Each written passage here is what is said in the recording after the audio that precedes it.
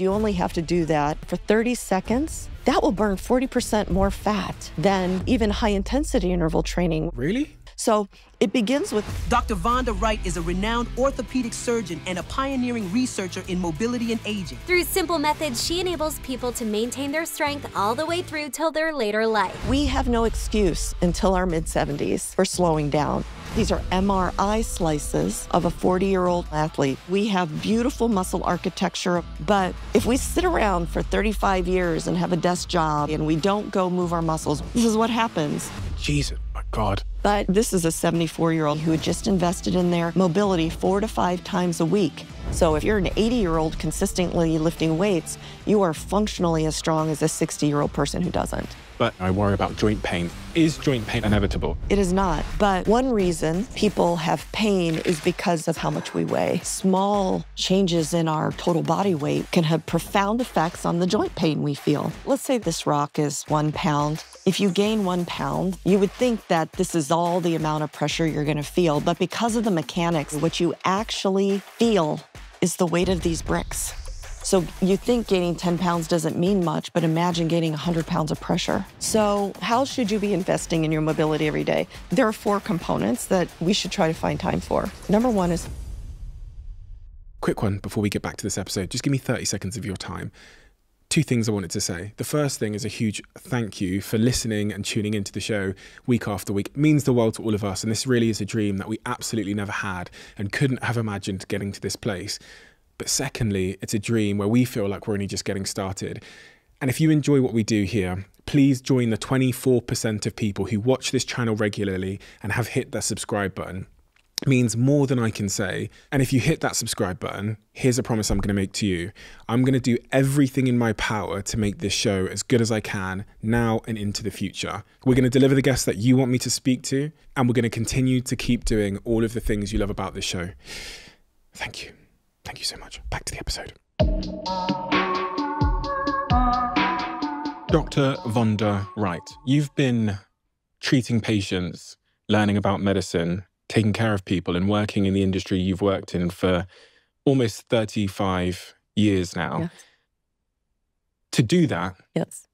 you must have a great deal of passion. You must be on a bit of a mission. So my first question to you is, as you sit here today, what is occupying your focus, your mind, your passion? What is that when you wake up in the morning and you think about the work you're doing and why you're doing it? What is the answer to that?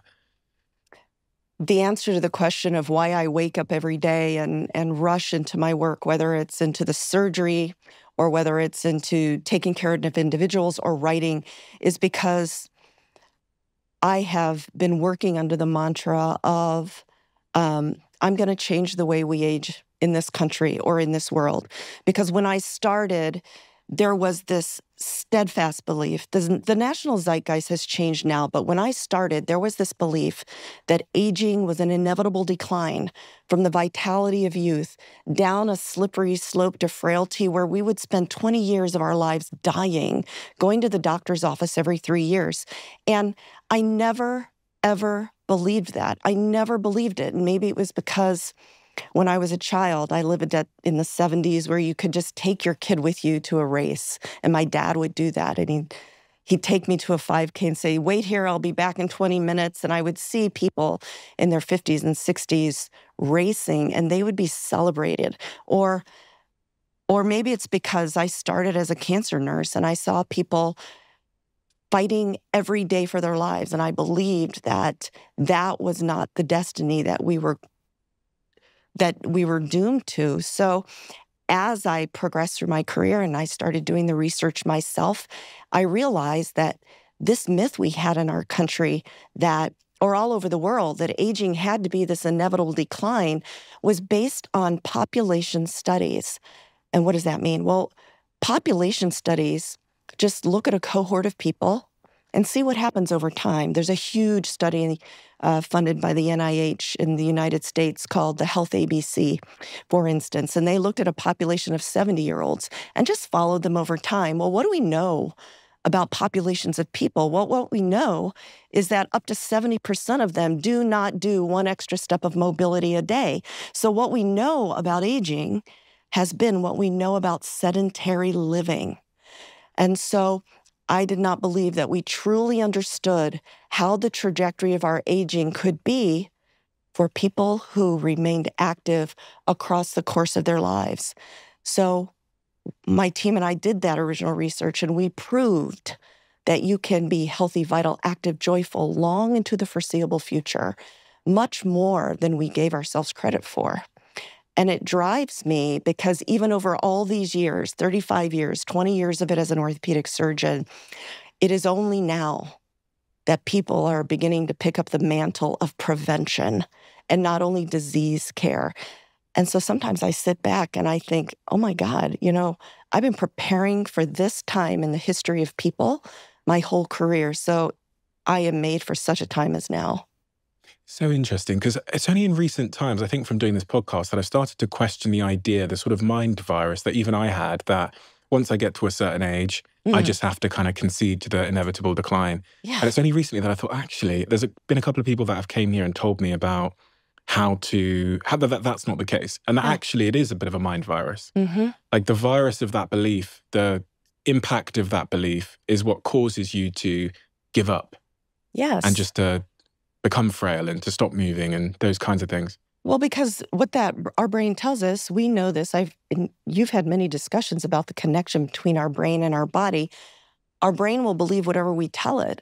And if our brain thinks that, sometime 63, a light bulb goes off and we go from youthful vigor to aging and decline, well, then we start believing that about ourselves. And there's a concept now that I work with all the time that really examines the difference between life expectancy. In the UK, life expectancy right now is 81. Unfortunately, in the United States, it's 77.6. From birth, babies born now have a life expectancy of that much. Our health expectancy, our health span, the amount of healthiness we have is only about 63. So that gives us a huge runway to change the trajectory. And it also tells us that we're not dying at 63. We're dying on average at 81. So we can do everything we possibly can in those 20 years. And we also know that 70 to 80 to 90%, depending on who you believe, of our health and aging is predetermined by our lifestyle choices, not the genes we inherit. So my mother is very thankful that I stopped blaming her for all the health things that go on. But each and every person has the ability to live outside of their genetic predisposition. And that is a very hopeful message that can pivot your mindset virus. I took the top sort of illnesses and diseases, things like heart disease, lung cancer, I can't even pronounce this one, chronic obstructive pulmonary disease. Yeah, COPD. Strokes, lower respiratory infections, Alzheimer's disease, type 2 diabetes. I can't pronounce this one either. Colorectal cancers? Colorectal cancers. I nailed that. Breast cancer and prostate cancer. And I got the average ages that people typically get them. Then I weighted it by the amount of people that die from each of those diseases, with heart disease being the most popular. And it did actually come up, I used ChatGPT, I'm pretending I did this math myself. It came up that 62.94 years old is the exact age where, on average, I'm going to get one of these and I'm going to potentially die from one of these. Those are when they manifest. You may have them before them. So they're not going to... Maybe you never knew it, because I have people who say to me when I ask them their health history, what medical problems do you have? And they're like, I don't have any, only because they've never been to a doctor. Or maybe they've been diagnosed, but they haven't gotten so bad that they're not spending 3 days a week in the doctor's office. Or maybe they are sick, those three categories, right? But your ChatGPT data is correct that is when it shows up. And what does that correspond to? That corresponds to when the average person retires. So just when you start thinking you have time to live the life that you envision, you're saddled with health problems that you have not taken care of. But think about it this way, talking about this mind virus and how we need to change it. We can talk about this, but I think that 40 is the most remarkable decade of a person's life, and it's also the time to adult or get your proverbial expletive together. It's time to get it together from a health perspective. Well, between 40, if you're just noticing your health at that time because maybe you've been working so hard and you never noticed it before, or you're raising other people, or whatever the circumstances are, between 40 and 63, you have time to course correct. But if you decide at 63 to pay attention, it is much, much, much harder. And so, part of my mission, you asked me why I wake up every morning to change the way we age in this country, is to not only take care of people in my demographic, my middle-aged demographic, but to really get to my millennial children and my millennial nieces and nephews to say, you have such control of your health if you just look up and pay attention. What's your academic education? Can you run me through your sort of qualifications and how that pivoted and turned throughout your career? Sure. I have a degree in biology from Wheaton College. And then immediately after that, there was such a shortage of nurses that Rush University said, if you have a good bachelor's degree, come. We'll train you in another bachelor's degree in nursing and a master's degree in 3 years. So I did. And with that, I went and took care of people with cancer and ran the Rush Cancer Institute with the physician that was there at the time. And then at 28, I decided that through a series of decisions we can talk about that, I wanted to do great research, but I still needed to take care of people because it is in my heart and soul to do that. And so I went back to medical school at the University of Chicago at 28, only to choose the longest possible road, which is orthopedic surgery, which is an additional 11 years, because it's 4 years of medical school, 6 years of residency, a year of fellowship, and then I finally emerged. What is orthopedic surgery? Oh, explain how like long a 10-year-old. do we have? Yeah, so orthopedic surgery is the lifetime care of the musculoskeletal system. So what that includes is bones, tendons, ligaments, muscle, adipose tissue. It's the joints from the spine to the shoulders, hips, the knees. It's everything from cancer care of those organs through each one of those has a subspecialty, hand, foot, sports. I'm a sports surgeon, so I'm trained in shoulder, hip, and knee arthroscopy, meaning I do very big surgery through very small apertures for athletes and active people. But this fun orthopedic sports career I've had of taking care of active people and athletes of all ages and skill levels extends outside of the operating suite, right? I take care of the whole person, which is unusual for an orthopedic surgeon. Usually, orthopedic surgeons are very procedurally driven, but I am whole person driven. And I think that stems from, at 23 years old, taking care of people in the fight of their lives, knowing that their whole lives are worth taking care of, not just pushing chemo in the middle of the night. When you say you focus on the whole person, can you help me understand that? Because I think on one end of that spectrum is doing the surgery, yes, which you do. Mm-hmm. And then is the other end of that spectrum thinking about their psychology, their emotions, how they're feeling? I'll give you a few examples. So if you're you think of a sports surgeon taking care of young athletes. So if I have a young athlete come in I'll give you an example of a real person. He's 19. He has been an athlete his entire life and been great at it, right? But never been hurt, had the great fortune of never being hurt until he stepped wrong. He got slide tackled on the football field and he blew out his knee. And his family was moving, so he didn't get immediate care like he could have had he been in his own town. So weeks later, he shows up to me with a knee that's completely non-functioning. This child, who's a 19-year-old man, is panicking in his brain. He doesn't know why he's in so much pain, why his knee won't work. Psychosocially, his family is in transition. They don't have any of the support system, and he no longer has his own team. So that young man is dealing not only with the physical pain of injury, he's dealing with the psychological anxiety of, oh my God, oh my God, oh my God, what just happened to my knee? Will I ever play again? And they're dealing with the social aspects of here's a family without social support.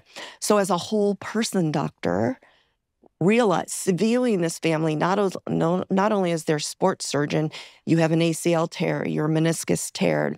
Here's how I'm going to fix it. Here's what we need to do before then. Here's the technical aspects of the surgery, but how much protein are you eating? Because I need your body in tip-top shape to heal. So I talk to my patients about their nutrition as well as their surgical.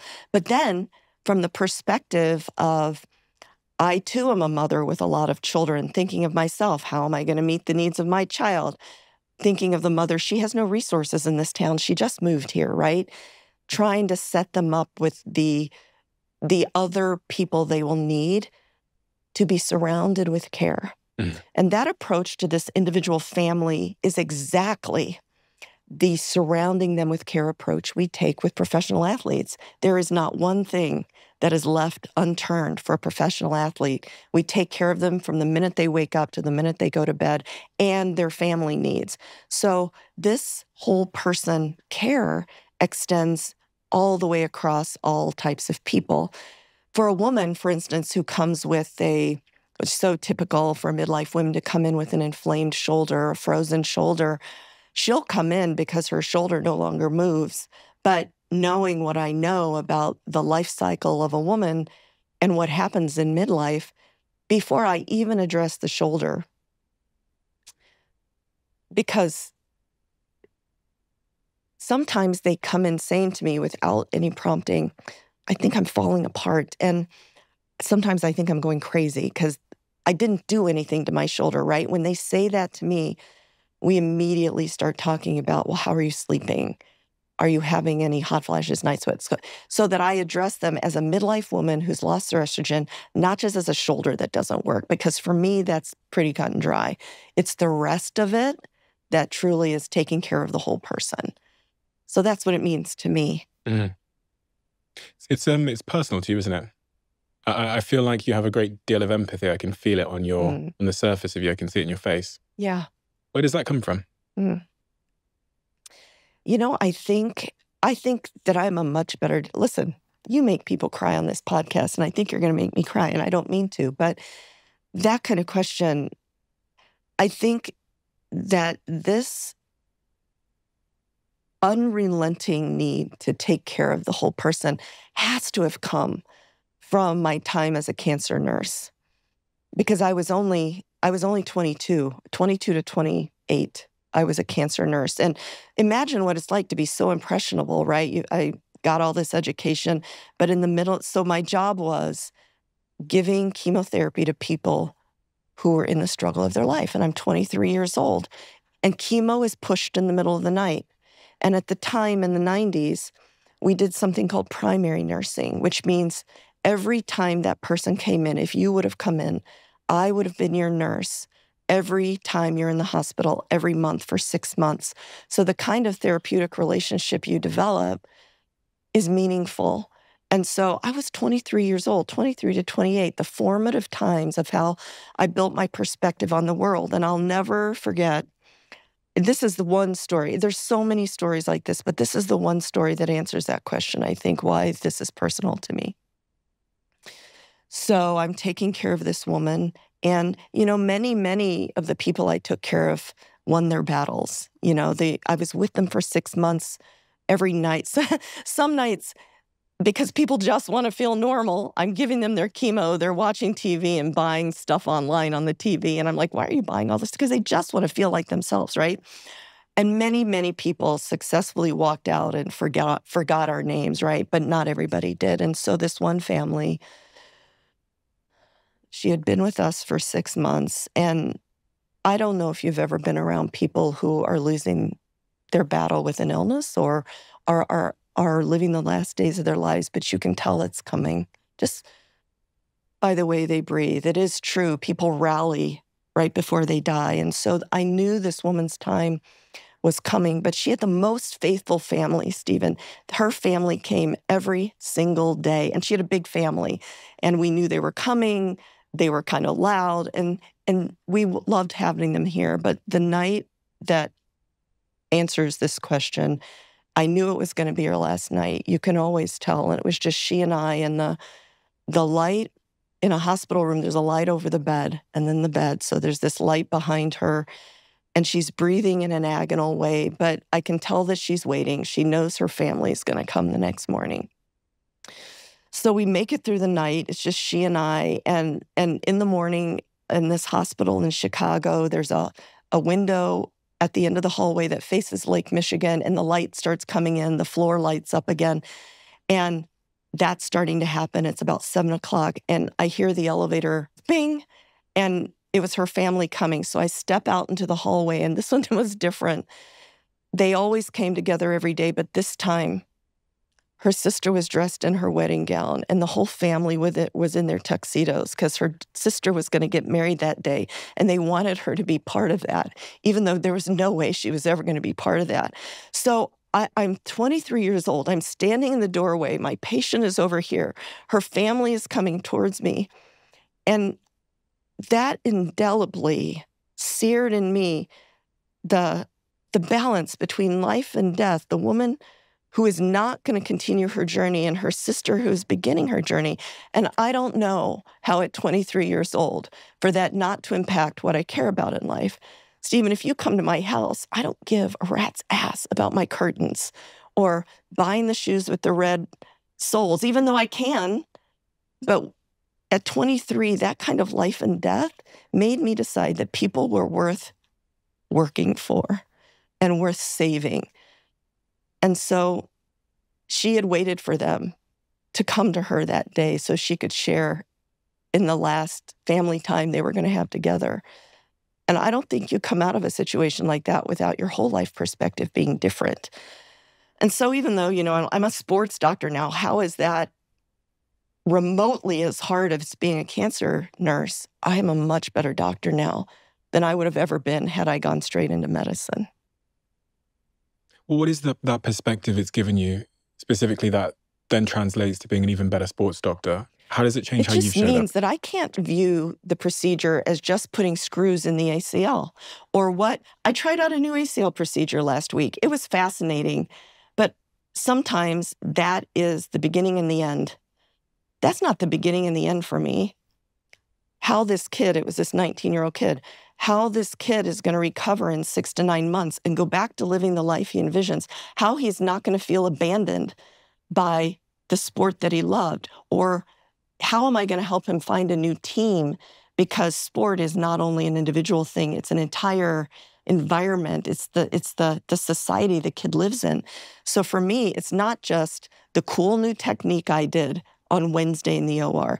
It's taking care of that whole person through the whole journey for the next 9 months. The lady that you were taking care of when you were 23 years old, has that impacted how you view death? Yeah, it has. I view death. We're all going to die, Stephen. How rapidly we get there can change. How we arrive there can change. How we feel about our life can change. But we're all going to get there. So I don't view it as something to run away from at all. In fact, in some circumstances, in some of my patients' circumstances, or even as an orthopedic surgeon in some of the traumas I've been involved in, I think death can be kindness, and death can be done with extreme dignity. I don't think it's always the enemy. Mm-hmm. One of the things that I think is also really sort of front of mind in that image of the lady in the bed when her sister arrives in the wedding dress is that she had friends and family there. Oh my goodness! And a lot of people, right. There's so much beauty in that moment, regardless of the reality of what's going on there. That she's losing her life, but she's losing it surrounded by a group of people that love her. And I think for many of us, I actually had a conversation with a good friend the other day, and their biggest fear in life is that they'll actually end up aging and dying alone because they don't have children yet, and they don't have children at all. They made the decision not to have children. Mm-hmm. They don't have siblings. So, if I'm not scared of death. I'd like to extend my health span. But when I do die, I'd like to have people around me that love me. And that's one of the things that I think she clearly had. Yeah, she did. It's funny you mentioned that. I think about that. What happens if we live so long in our quest for longevity that everybody we love or raised has already gone before us? And I don't know, what do? I hire the girl next door to sit with me, take me to my doctor's appointments. Yeah, I don't know what to do. I could probably pay a few Takes people a little to bit do of that. it takes a little bit of planning. So if we talk then about this health span issue and your central mission, which you described at the start, usually when I have these conversations, I try and hazard a guess where I should begin. But I actually I want you to tell me where we should be beginning. If we're talking about extending our health span, where does that begin? Where do we need to start this conversation? That begins when your parents are raising you and they have the choice of teaching you how to eat, teaching you. I'm old enough that literally I got a cell phone at 38. So this is not a problem with me growing up, but there's a problem now where we don't send kids out due to safety and digital to just go play and don't come in until dinner. That was a real thing when I was growing up. And so what we know is children's mitochondrial load, meaning how many of our powerhouse mitochondria, metabolic kingpins, are really predetermined by how active we are as a child. So it's really a concern for those of us interested in metabolic health is, what are we doing when we raise our children to sit around for the first 10 years of their lives when they're really made to run around, right? So it begins with what we teach our children. And I hear parents a lot of times saying, oh, my kid won't eat this or that, or I can't get them to do anything. And I'm not scolding them when I respond in the way I'm about to respond to you. I get it. I'm the mother of a blended family of 6 children, and you can't always make your children do things. But here's what I know. Children learn from what they see. My children were foam rolling with us. They learned to eat vegetables, or they didn't get up from the table, or they learn what we teach them. So the time to begin is when our children are little. Some would say the time to begin is in utero, which is frightening because I might have done things differently during my pregnancy. But when they're little. But as they're being raised, I certainly think the time to really begin is no later than your mid-30s. I call between mid-30s to mid-40s, with 40 being the center of that, the critical decade. Literally, we're not children anymore. At 30, the literature says we've probably maxed our bone out. We've probably maxed our muscle out. Wait, what do you mean? I'm 30. I know. I'm thinking about you right now. What do you think I've maxed my muscle out and my bone out? It means that some scientists, muscle scientists, believe that at 30, we've got our peak muscle mass.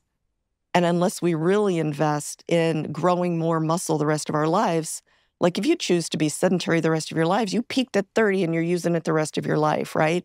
And so same with bone. Bone maxes out at about 30 unless we continue to invest in it. Well, what do we know? 70% of our population is sedentary and don't reinvest. So between 35 and 45, I call it the critical decade. If you've never thought about your health before, now's the time to hone in. We need baseline labs. We need your first physical. We need some of your first screening exams. I think men, this is not policy anywhere, but I think as I'm trying to replace testosterone in men in the future, I don't know what I'm raising them up to. I know I'm putting them within a healthy range, but I would want to return you to what your testosterone was when you were a young man like you are now, and not just guess. I think we need first labs, first physicals, to be more of a quantified self, just like we were talking earlier, you saw a human brain for the first time, to notice our bodies so that we can take better care of them early so that we can then do the exercise prescription that I'm sure we'll talk about going forward, because it becomes very, very hard with every decade. But I think for men, 40 to 50 is an amazing decade for you for a lot of reasons.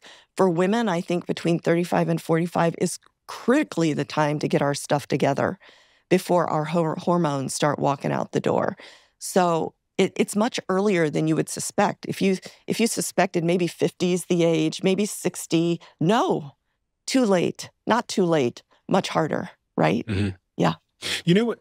I there's this image that I saw online the other day, and I saved it as a bookmark. I actually wasn't connected to me speaking to you, but I just found it to be fascinating because it's part of this emerging picture in my mind about the importance of muscle. And one of the things you said there is you think we'd reach our peak muscle by early Around 30s, 30. according to some sort of muscle Yeah. scientists. Does that kind of correlate to what I'm seeing here? I'll put this on the screen for anyone that can't see, and I'll link it in the description below. Yeah. But on this graph, which we'll call figure number 1, Yeah. graph number 1, are you saying to me that the peak point there is Around 30. Yeah. And then it's sort of downhill goes from down. there. So on this graph, the peak, if we call it 30, this is a precipitous decline. It looks very hopeless. What I believe and what our research shows is that you can extend this green line into a more flat curve so that you die quickly. Maybe in your sleep. Yeah, like this. Zoop, done. Okay. Instead of this steady decline over time. But if we do not reinvest in our health and mobility every day, our muscle wastes, our VO2 max, or our cardiovascular health declines 10% per decade. So it's like what happens if you have a Formula One car and you get it all maximized. It takes one big race and then you never reinvest in it. I mean, our bodies are not unlike a machine. When you talk about lean muscle mass, what is lean muscle mass? I know what muscles are, but what's lean muscle? Yeah, you know what? I say lean muscle mass and people are like, what do you mean? Lean versus fatty muscle mass. What I'm talking about is your skeletal muscle mass. We have 3 kinds of muscle. We have smooth muscle, which is what our guts are. It's the peristalsis that's happening in our intestines. Our cardiac muscle, the muscle that is our heart, that's the cardiac muscle. And it beats unto itself. It has its own electrical rhythm. The rest of the muscle in our body is striated skeletal muscle. So every time you do this, it's with a type of muscle called skeletal muscle. We have 650 skeletal muscles. It is the reason you move. Muscle is not only important for locomotion, but it's very metabolically active. It sends off hormones that help control other processes in your body. It's where most of your mitochondria, which are the powerhouses of your body, take glucose from your blood and turn it into energy. So it has a lot of roles. Most of us just think about it as what you see in the mirror at the gym getting bigger and bigger, but it serves the function of locomotion and metabolism. You did a study. Yes, I did. And I think that's the picture I have here, which talks about in 2012. So I'll put this on the screen again. This is picture number 2 for anybody that's listening on audio and wants to see the photos. This is a pretty startling image. It is. And it scares me. Please, can you explain what it is? It shouldn't scare you because you are healthy and you are going to be mobile every day when you leave me here. But so remember that study I introduced, the Health ABC, which was an NIH-funded study of a group of 70-year-olds. They just took a cohort of 70-year-olds and watched what happened over a decade. Yeah. Well, they did a similar study as this using CAT scans. I used MRIs. And what they found is that what they described as the inevitable decline of muscle, the inevitable infiltration of your muscle with fat, like marbling. And I said, that cannot be true. That is what happens if you are sedentary and sit around for the trajectory of your life. So because I'm a sports doctor, I am surrounded by masters athletes. So I did a study of masters athletes from 40 to 85. What this picture is MRI slices in their mid-thighs. So MRIs take pictures of us using a magnet and creates these beautiful pictures. So at the top picture is the MRI slice of a 40-year-old, and my athletes were usually runners or triathletes, of the thigh of a 40-year-old. So I'll describe this for you. It's gorgeous. Yeah, it's beautiful. Yes, we have beautiful muscle architecture of the quadriceps on the top, the hamstrings on the bottom. The bone has a nice cortex. There's very little peripheral fat. And when I looked inside the muscle with a microscope and special software, there was not infiltration of fat or marbling. So if you want to say it colloquially, this is a flank steak with no marbling. This is lean muscle.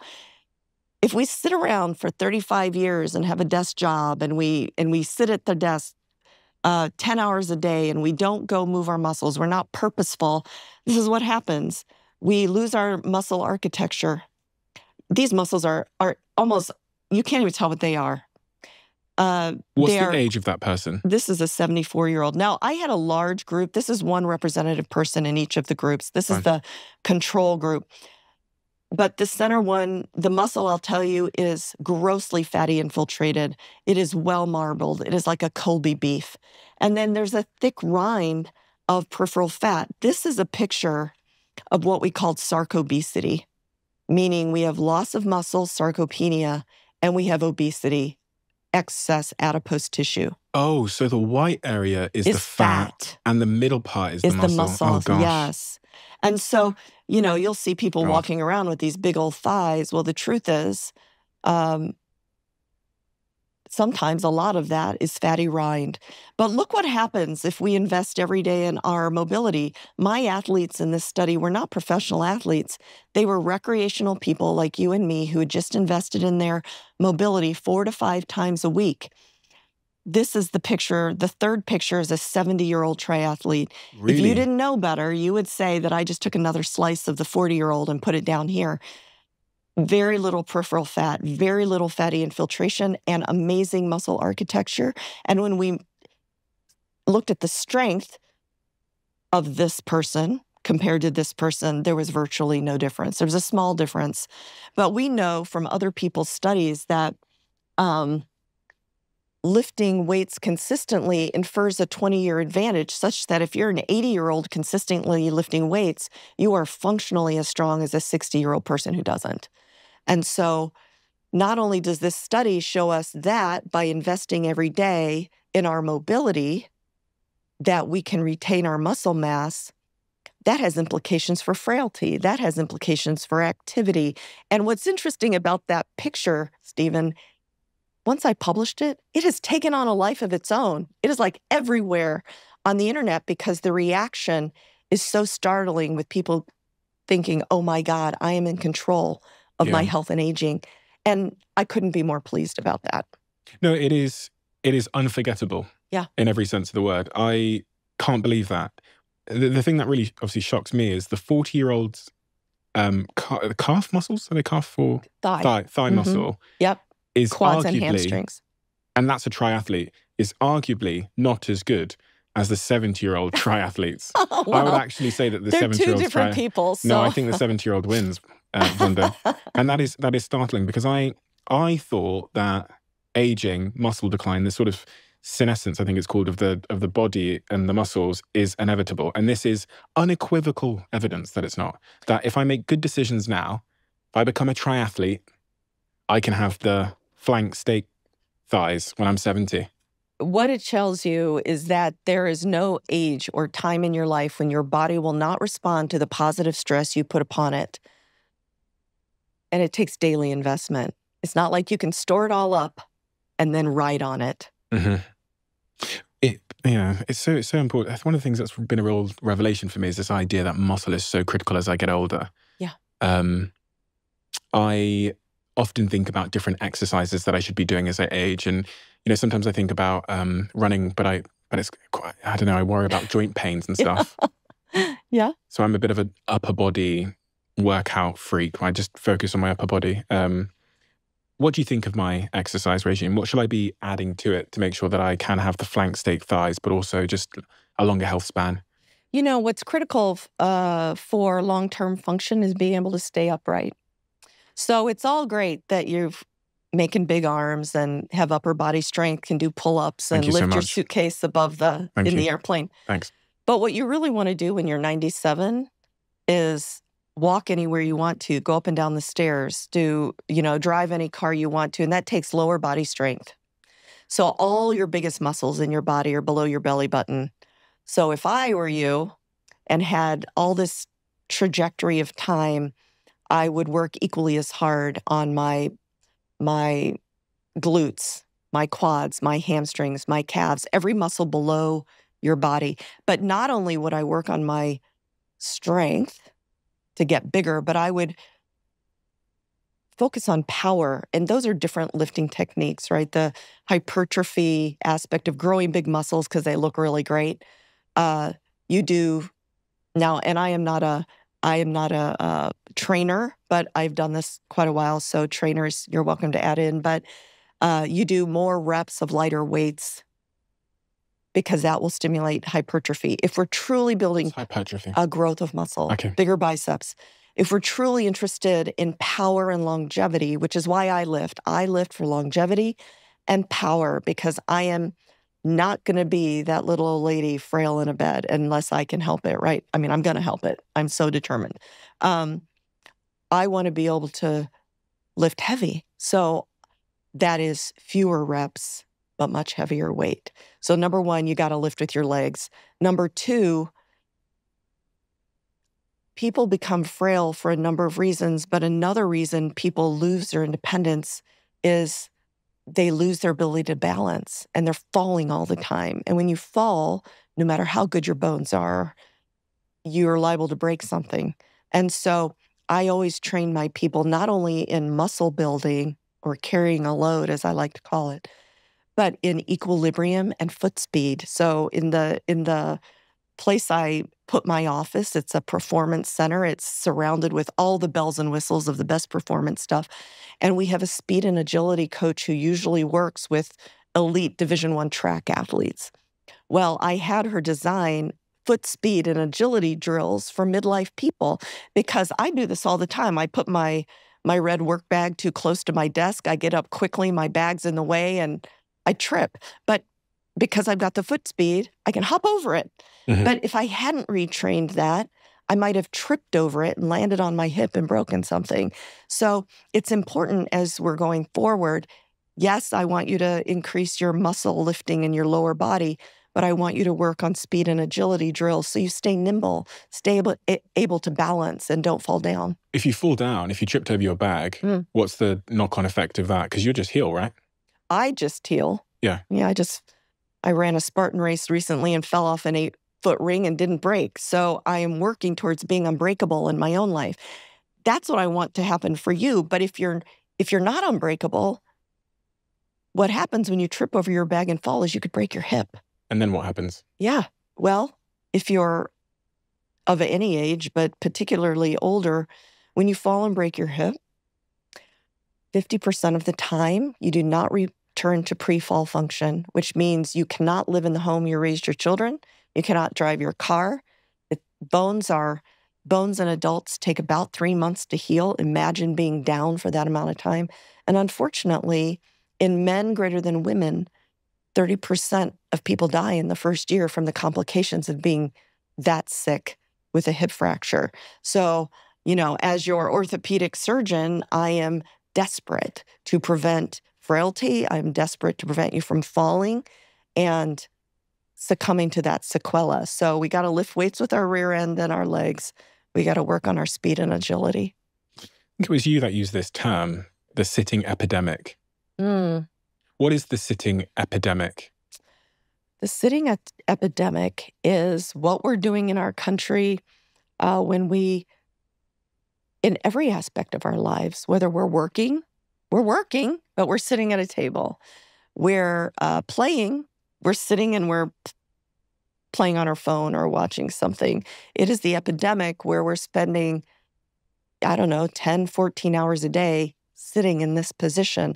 In fact, I was thinking about it. If it was logistically possible for a 3-hour interview, we should go for a walk.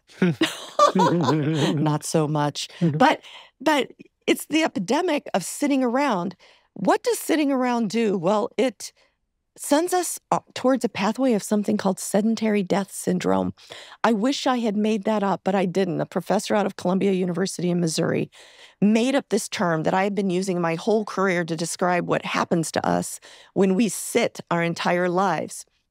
Sedentary death syndrome are the 33 chronic diseases that we die of, including the top 5, cardiovascular disease, stroke, cancer, even things like fracture, that are completely impacted in a positive way by mobility.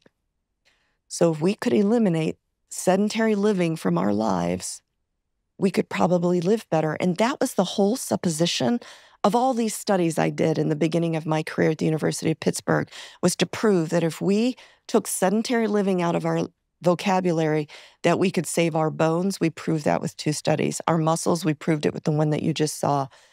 We could save our brains. We were one of the first to do brain studies looking at the effect of mobility on the brain. And it's a very hopeful picture. It's super interesting, this subject. I, this week, had a friend of mine diagnosed with, I think he'd slipped like 2 discs in his back or in his something. back.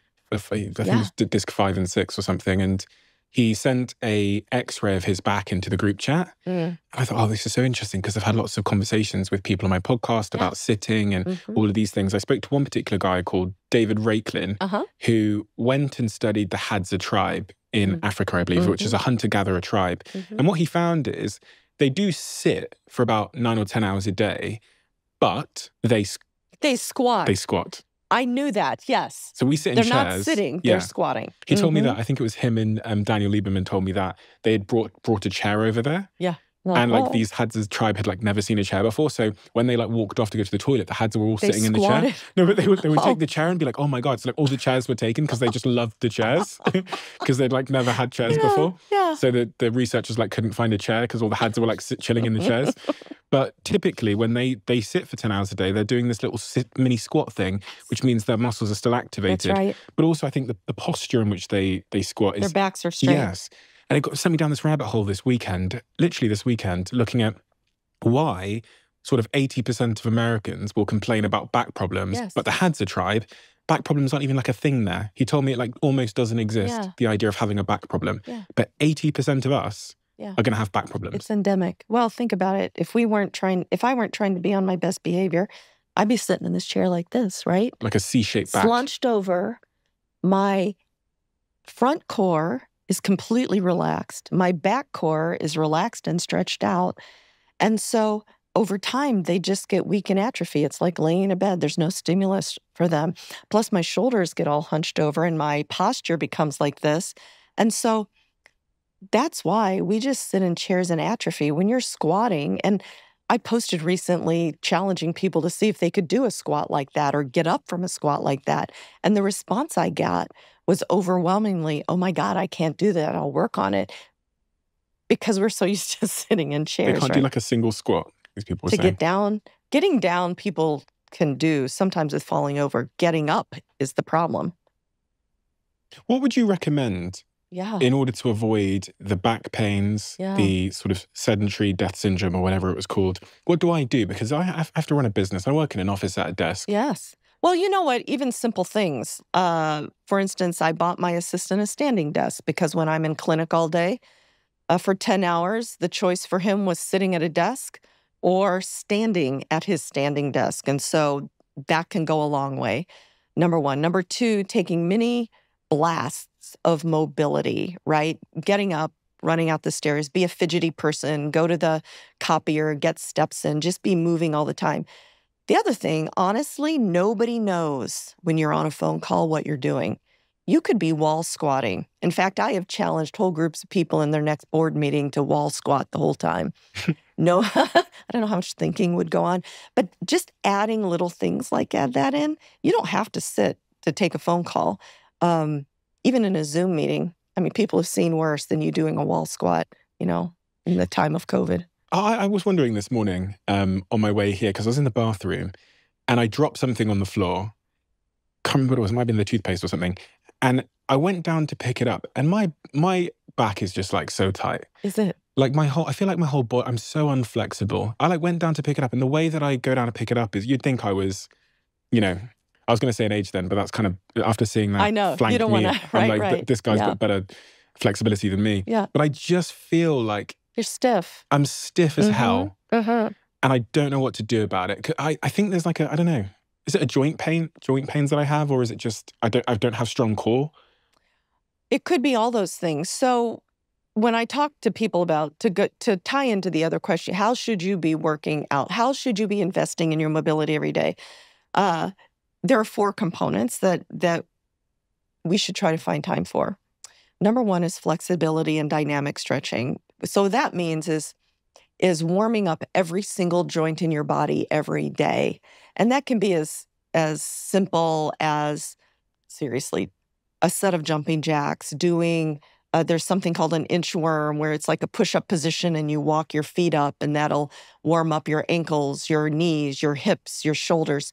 But going through a dynamic warm-up every day to warm up the joint, putting them through, demanding they go through a full range of motion, and then not forgetting after you work out to static stretch. We don't static stretch before we work out. We static stretch after. What's that? Static stretch is what we were taught in elementary school with, you stand against a wall, you hold the stretch for 30 seconds. That happens in every body part after you work out, before you dynamically warm up. And so that's when things like yoga and Pilates, and whether it's reformer Pilates or floor Pilates, or can be great for people.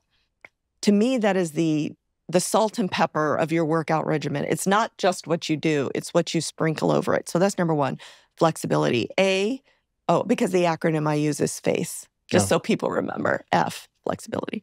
A is aerobic, right? We can talk about that. C is this weightlifting we talked about. C, carry a load. E is equilibrium and balance. Nice. So when you were reaching over and thinking you were so stiff, you could still do it because you're in your 30s. You still have the youthful pliability to do it. Imagine you're 60 now and you haven't done anything about it and nothing's moving, and you reach over and you don't have the foot speed to catch yourself. You fall over. It happens all the time from a standing position. So the way I teach people to retrain their balance literally is to stand on one foot while you're brushing your teeth every morning, because the perturbation of moving your whole body requires core strength, it requires proprioception, and that's how you'll retrain that particular motion. So I really need to introduce something like Pilates or yoga to my... Or just daily stretching. Okay. For how long? Well, if you stretch you dynamically warm up before you do anything, including your weightlifting, and then the static stretching afterwards of every major muscle group, whether it's your triceps or whether it's your hamstrings, which are critical for low back pain, or your calves, you hold the stretch without bouncing for 30 seconds. And what you'll feel is at the end of the 30 seconds, you'll kind of relax into it and you'll get more of a stretch. And you only do 4 reps. You are going to get most of the benefit of that stretching after 4 reps. But I don't want you to only do that. I find many people asking me, I do Pilates and yoga, is that enough for me? And I say, that's great, but it's never going to be enough. One of the other things which is related to this that people see as being inevitable is this idea of joint pain. We think we kind of just get joint pain as we age. Is joint pain inevitable? You've actually brought a big bone with you today, which absolutely nobody asked you to bring, but I guess this is what you carry around with you. Stephen, this is a femur. A femur? A femur, yeah. This is a human femur. And I guess a femur is It's the bone that connects your pelvis to your knee. Oh, okay, so it's that big bone in my leg. It's the big bone. It's the longest bone in your body. This bone you brought with you. A lot of people talk about joint pain. Yes. Is joint pain inevitable? I'll give it to you because you probably know more about this stuff than I do. So what is a joint? Yeah. A joint is the space that's occupied by 2 bones. So the femur, the top of it, that's in your hip, is a ball, and it sits in a cup in your pelvis. So 2 different bones. The pelvis is connected to the femur through the hip joint. It goes like this, right? So, and then on this end of the femur is connected to your tibia, and it makes your knee, right? Okay. Yep. So is joint pain inevitable? It is not. Do we get it with aging? Often, so that you would think it's inevitable, but it is not inevitable. Why do we get joint pain? Well, every bone at the end is covered in an end cap of a structure called cartilage.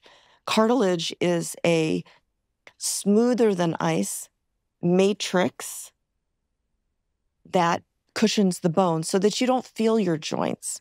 One reason people have pain is because they've traumatically disrupted that cartilage and there's potholes in it. Like if you're a football player and you get hit hard and it impacts so hard it pops off. That's a traumatic cartilage injury. You will have joint pain from that. Another reason we can have joint pain is not traumatic cartilage loss, but because you've just done so many reps over a lifetime that you've worn it down. That's called osteoarthritis. And so it's not a pothole per se. It's like the whole surface has been worn down with sandpaper, for instance, and there's just not enough of it. Well, the reason we get osteoarthritis, some of it's genetic, but much of it is how much we weigh. Sometimes it's related, especially in women, to whether or not we have estrogen. We only get one set of cartilage for a lifetime, unless I reconstruct your cartilage because you've been injured or something. We get one set. So we get joint pain because the cartilage has started to wear down. We can get joint pain because we've worked really hard in a workout and we've just seen a lot of impact and it inflames your joint, but that's usually temporary. The permanent is when you usually reword due it. to osteoarthritis. So how do I, if I want to work out and I want to make sure that I protect my joints so that I don't have this permanent sort of naturally irreversible joint pain, is there certain workouts that I should be avoiding? Are there certain workouts that are more likely to erode my cartilage and give me joint pain? Well, I think principles that should be used are the principles of weightlifting with progressive overload. So if you started out cold and decided, I'm young, I'm healthy, I'm just going to lift to my maximum all the time, you're probably going to inflame your joint. Your joint is not used to seeing that kinds of load. Joints bear 5 to 10 times body weight. So if you've gone from 0 to 500-pound squat, that is 5,000 pounds. Yeah. That's a lot.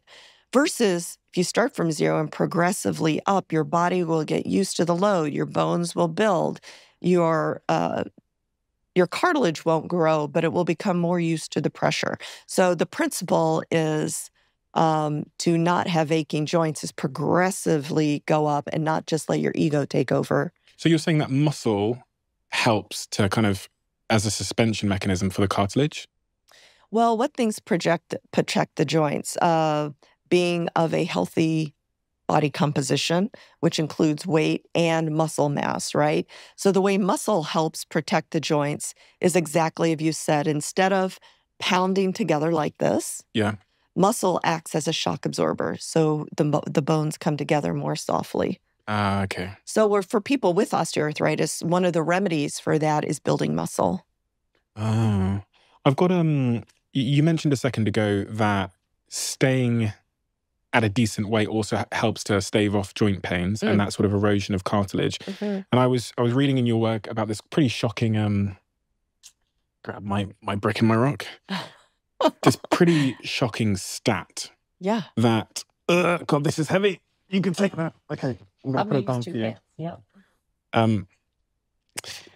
In your work, you describe how putting on even a small amount of weight increases the pressure on our joints by a huge amount. Does. So can you explain that using this? Yep. So when we think about pressure across our joint, we're thinking about whether we gain weight or lose weight. The joint, which in this bone is the femur, the end of the femur is sitting against the tibia, and that's what makes your knee joint. When you go up and down the stairs and have pain in your knee, what's happening there? Well, if you gain 1 pound, this rock is 1 pound, you would think that this is all the amount of pressure you're going to feel. But because of the mechanics, the physics of the long bones, the pressure of gravity pushing up on you, what you actually feel is the weight of these bricks, which is 9 pounds. So gaining 1 pound in weight. 1 pound in weight exerts 9 times the pressure on your joint. So you think gaining 10 pounds doesn't mean much, but imagine gaining 100 pounds of pressure. Or the reverse of that is even small changes in our total body weight, 1 pound, 10 pounds, can have profound effects on the joint pain we feel. So if I lose 1 pound, I'm taking you're 9 taking pounds. this away. What some research shows is that if you lose 10% of your body weight, you can make a profound difference in the pressure your joint experiences and decrease your pain. So when I prescribe treatment for arthritis, here's the whole person approach. If I just wanted to say, okay, you've got arthritis, I'm going to give you an injection and sign you up for surgery, that might be a typical surgical approach. But my approach is we look at your nutrition. We talk about anti-inflammatory nutrition, enough protein, not eating sugar. Sugar is a huge inflammatory, which increases your arthritis pain. We talk about building muscle so that we have more shock absorption. We talk about losing absolute amount of body weight so that we unload the joint in another way. Even before we get to any medical type treatment, it's the lifestyle approaches that you can use.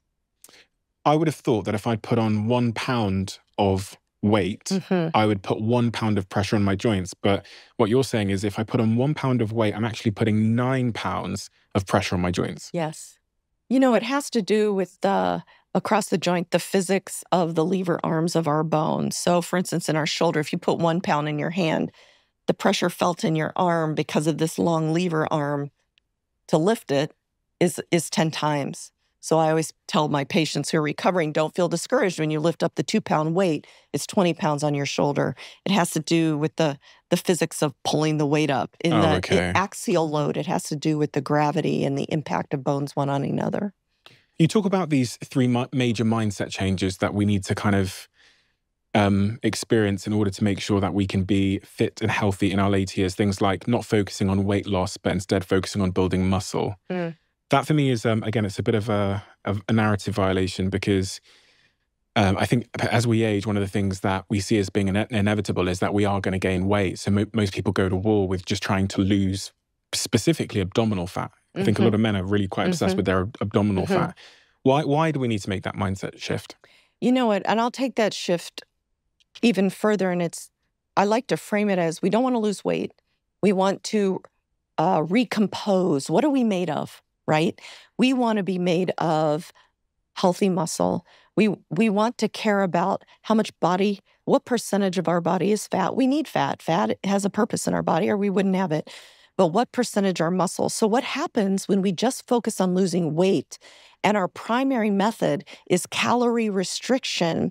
What we know, it is clear from many papers that if we just calorie restrict with nothing else, we will lose 25 to 50% of our weight as muscle. And then that makes us metabolically less healthy because muscle is a glucose sink. You know, when we feed ourselves and there's sugar circulating, it is taken up by our muscle.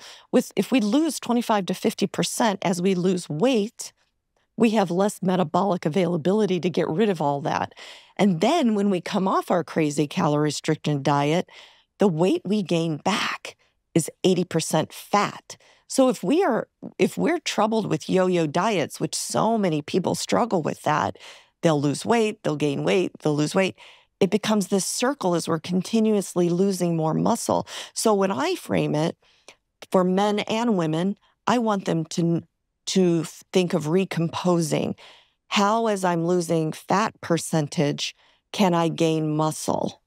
And so that puts it in a different perspective. I don't care what you weigh. You know, I'm a muscly woman. I weigh more probably than people would think I would because I have lower body fat, I have higher muscle content. And that's what we care about. And for people, I always chuckle when I say this, that are really interested in the way clothes fit, which I am. I'm as vain as they come. Well, muscle is nature's Spanx. You may weigh more, but you're tighter and everything fits and looks better. So it's not weight, it's composition. Can we be as in shape as we were when we were 25, when we're 45? We can be different. Different, okay. There are lots and lots of examples all over of either people staying healthy. I mean, look at Tom Brady. He's a great example, right? Cristiano Ronaldo is a great example. This Oh guy's my going God, I ape just pack. saw him the other day playing, actually in this Europe tournament. I just saw him playing.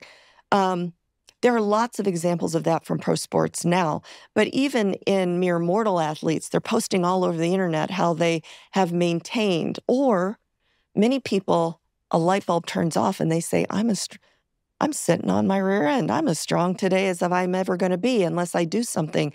And we have pictures of people investing in weightlifting and high protein meals and getting in better shape than they ever were. I was in the best shape of my life when I was 40. And then I went through perimenopause and thought I was going to die. And now I'm 57. I'm in some of the best shape of my life. I'm not 19% body fat like I was when I was 40, but as a whole person, this is the best it's ever been. It's really interesting as a football fan, a soccer fan. It is called football.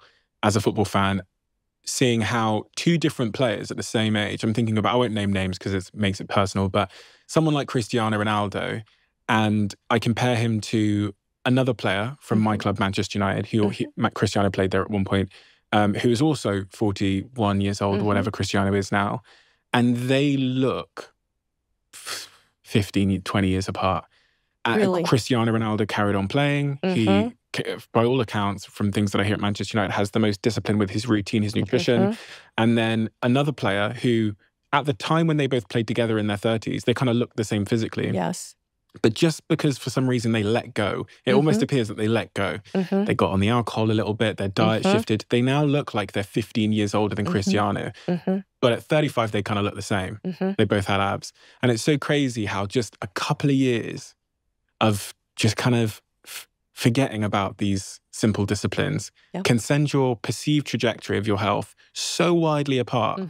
Whereas Cristiano, he literally looks like, when I saw him, he did a penalty kick. Yeah, I'll put a photo of him, the physique he's in, up on the screen, because Whoop, who are a sponsor of mine, a sponsor of this podcast, they went out there recently to Saudi Arabia, I believe, where he's playing, and they did a topless poolside interview with him, and I was like, Jesus, my God. Look at that. And I compare him to his colleagues. I contend to you, though, that colleague, because he's still in his 40s, if they put the time back in, could become ripped again. The basics there that I need to think about in order to be a Cristiano Ronaldo as opposed to another one of his colleagues that didn't manage to stay in shape. Yes. What are those fundamentals that you think Cristiano's hitting, or from your work with athletes? Yeah. I think that I think we harness the power of our age, the wisdom of our age. So he probably works out now differently than he did when he was 25. He probably, and I don't know his routine, but people like Dara Torres or Michael Phelps, they spend more time on recovery, more time on muscle work. They're very systematic about their workouts. They do max min. They get the maximum workout in their skill set, their skill workouts. They're not out on the field for 4 hours anymore. They get an hour and a half in. They work on the skills they need to do. So they're smarter, right? Number two, nutrition is monitored from literally. When one of my jobs at the University of Pittsburgh was as the medical director of the UPMC Lemieux Sports Complex. We housed the Penguins, the Pittsburgh Penguins, which is the professional hockey team. They had a full-time chef from the minute they woke up. They came in for breakfast. Lunch was cooked. All snacks were provided. Even the food on the airplanes was provided so that they had this very regimented diet full of the nutrition they needed, not only to fuel them, but to recover them. So that's nutrition. Nothing is a mistake.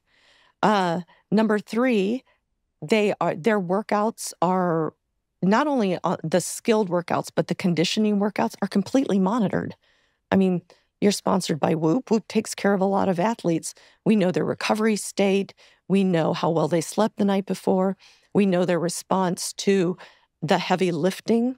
So I think that athletes at that level are able to maintain the way they are because it's a science. Also, frankly, they're genetically specimens. They've got this great cytoplasm they were born with. Sugar. You don't speak very fondly of it. I've read a quote where you say it will destroy your body on so many levels. It does. So, you know what? I love sugar. I love sugar. I would rather eat cookies for breakfast, but I don't. And the first time I sugar detoxed, after the first 3 days, it was rough because, sugar is addictive. There's an addictive center in our brain, And so after 3 days, you can gut it out and use your willpower, discipline. But after 3 days, the fourth day, you're going to your cupboard and you're standing there and you're like, I don't know why I'm here. Well, it's your brain looking for a dopamine hit of sugar. So what does sugar do? I am not opposed to carbs. Our body needs carbs. It doesn't need as much as we get, but we need fiber-filled carbs. Fiber is critical in our bodies.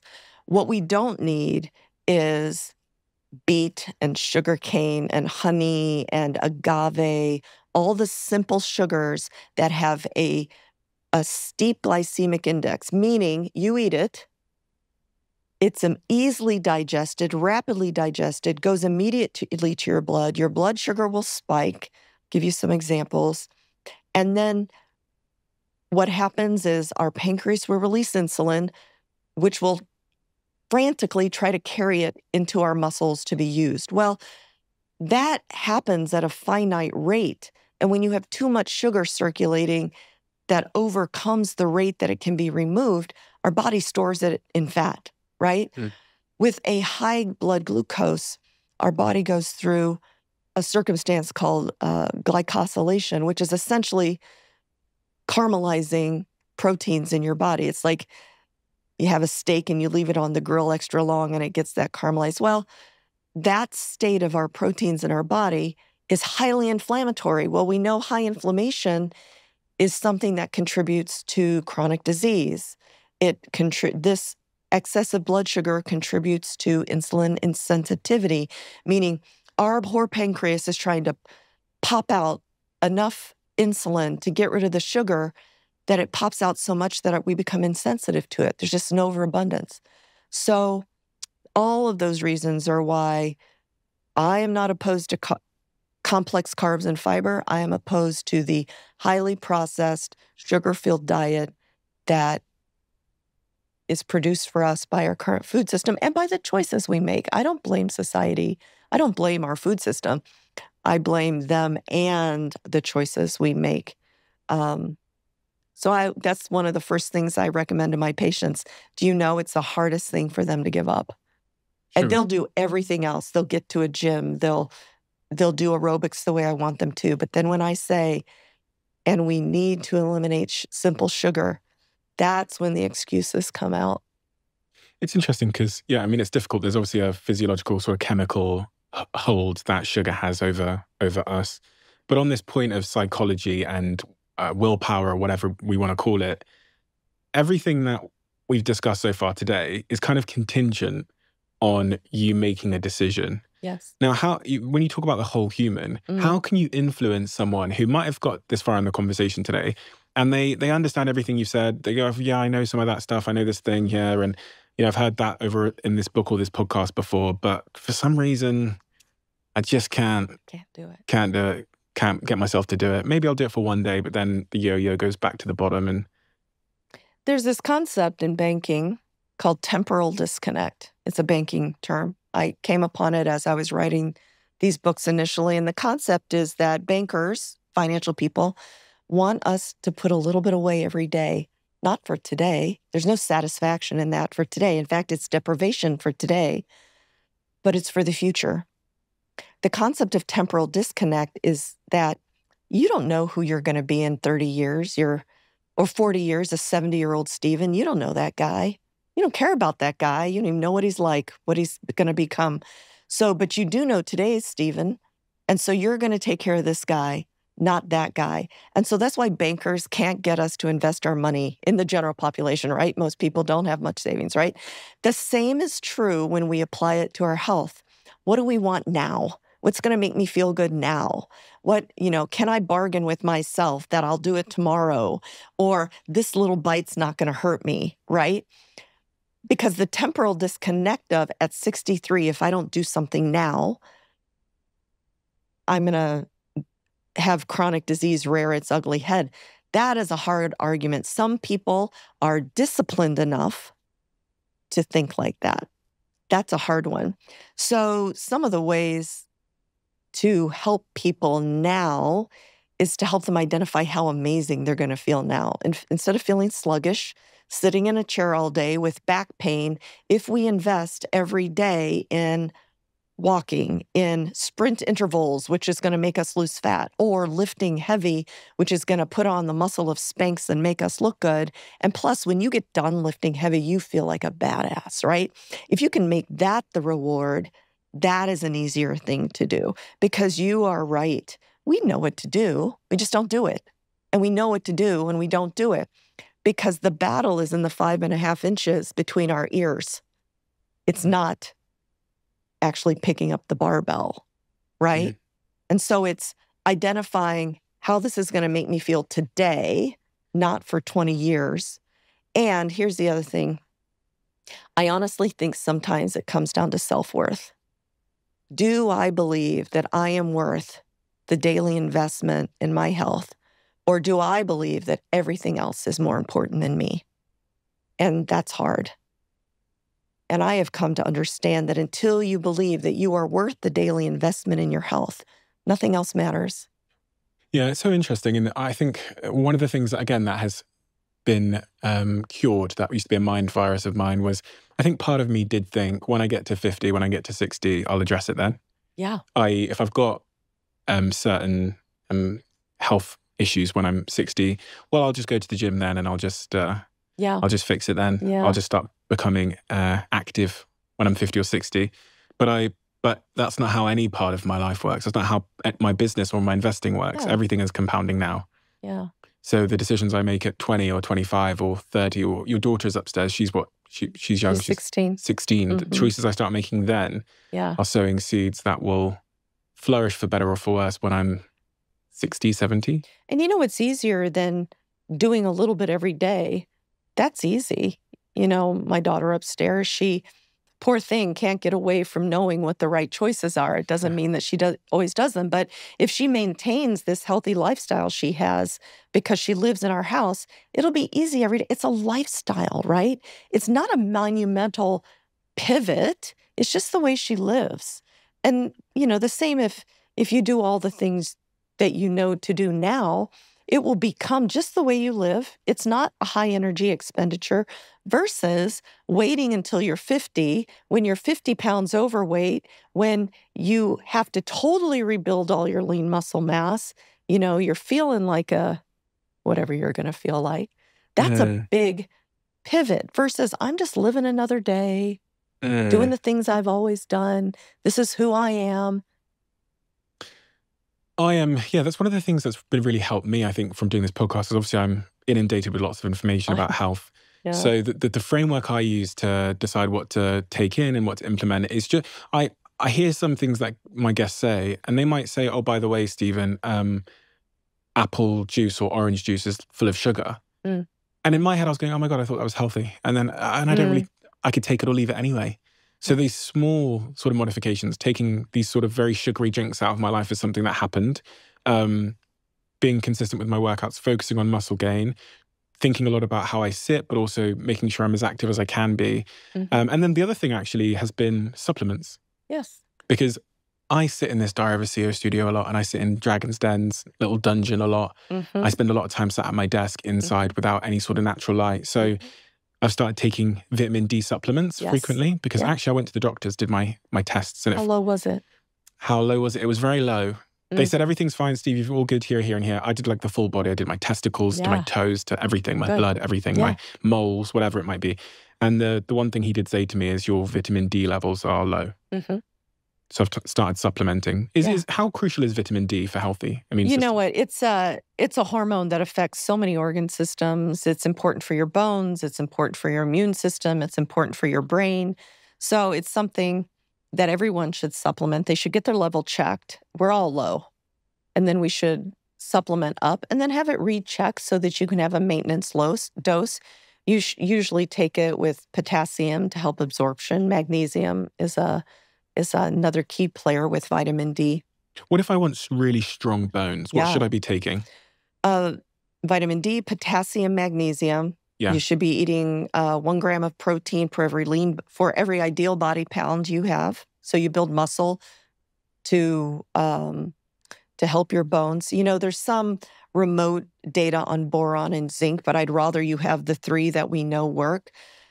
To build strong bones, you not only need muscle, you need proper nutrition, you need to, I should find another term, but you need to bash your bones. You need to impact your bones. The mechanical stress of impacting bones, whether it's jumping up and down, running, going up and down the stairs. For people with poor bone density, you can use a reformer, which is a trampoline. Is all important for sending the biomechanical signals to your bone that you're doing work, you need stronger bones.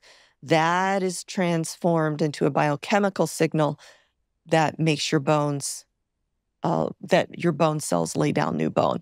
That's how you keep healthy bones across a lifespan. Can you grow new bone? You can, yes, you can actually. You can increase your T-score. It's a multifactorial. T-score is a score that we measure using a test called a DEXA scan.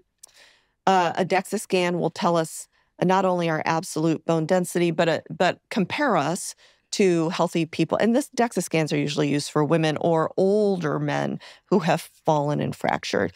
But a T-score tells us what our bone density is compared to a healthy 30-year-old, right? Assuming a 30-year-old has laid down optimal amounts of bone. And we can talk about how that's becoming not true. But so once we know our T-score, it tells us the health of our bones, just to give us a gauge of can we rebuild. So yes, all the things. We can lift weights, we can impact our bones, we can have proper nutrition.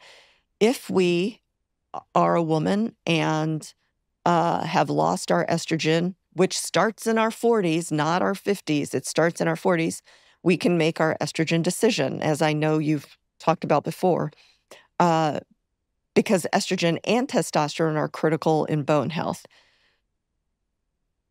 And then if you show up with a T-score that shows that you have frank osteoporosis, even 2 million men in the United States have osteoporosis. It's usually, osteoporosis is critical bone density weakness, meaning a T-score of -2.5. So this is how it goes. So remember in the tests in lower school where they would grade you on this bell curve? Mm-hmm. Straight up the middle is bone density at 30 in a healthy woman, for instance, 0. Any positive number for your T-score, your bone density is more than 0, perfect, you're all good. Bone density 1 standard deviation or -1 below a 30-year-old healthy woman is called osteopenia, meaning your bone density is getting low, we really got to step up our efforts. A bone density number, a T-score, -2.5 is the definition of frank osteoporosis, which is bones dangerously brittle.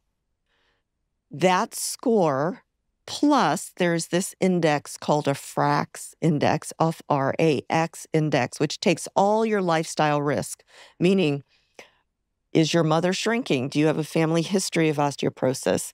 Did you already fracture? Fracture is the number 1 predictor of future fracture. Did you smoke your whole life? Did you have an illness where you had to take a lot of steroids that break down bones? Are you of genetic makeup where you're predisposed to bone density? The FRAX index takes all those and calculates your risk for having a fracture in the next 10 years. So a T-score of -2.5 and a FRAX index of 3.6 or 3, meaning I have a 3% chance of a fracture in the next 10 years. Those are indications for employing some of the pharmacologic drugs to either maintain bones or to build bones. And there's a few categories of those that I usually send people to an endocrinologist to weed out. It's kind of a complex decision. If I was getting to that stage, what kind of things would you tell me that I needed to do? So if I was getting to the stage where I was -2 on that scale. If you were already a -2.5, we would have a long, hard discussion about all the lifestyle interventions, nutrition, lifting, you can still lift, how we're going to add mobility, impact, how we're going to get some impact in without breaking a bone. But we're also going to have a conversation about our hormone status. And we're also going to, if you're already that low, have a conversation about whether we use a pharmacologic augment like bisphosphonate or Forteo or some of the drugs that are available to support bone density.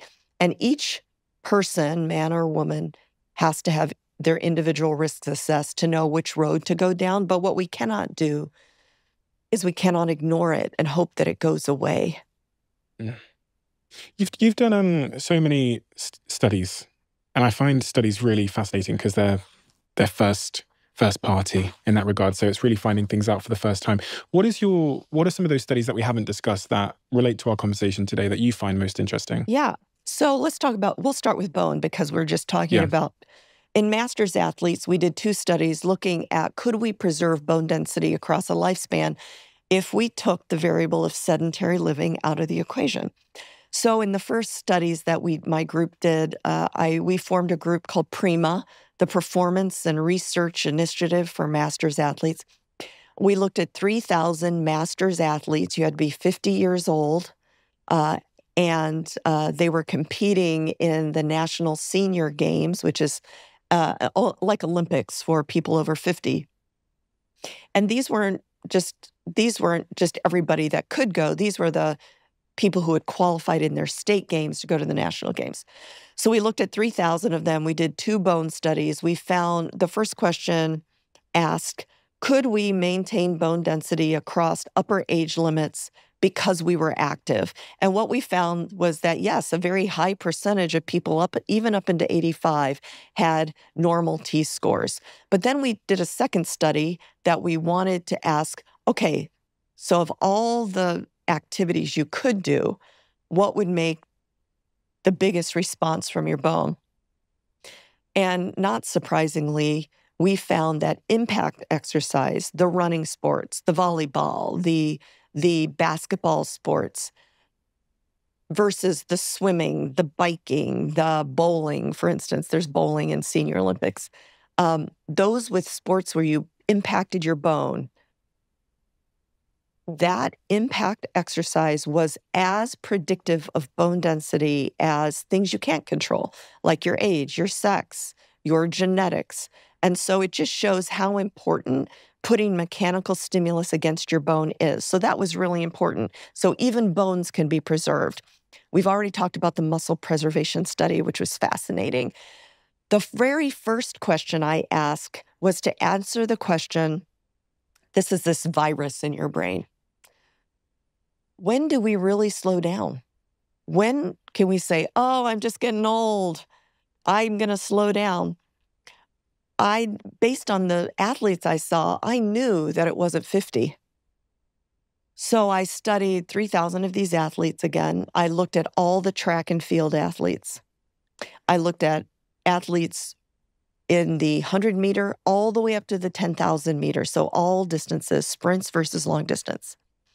I looked at finish times of the top 8 finishers in every age category. And here's what I found.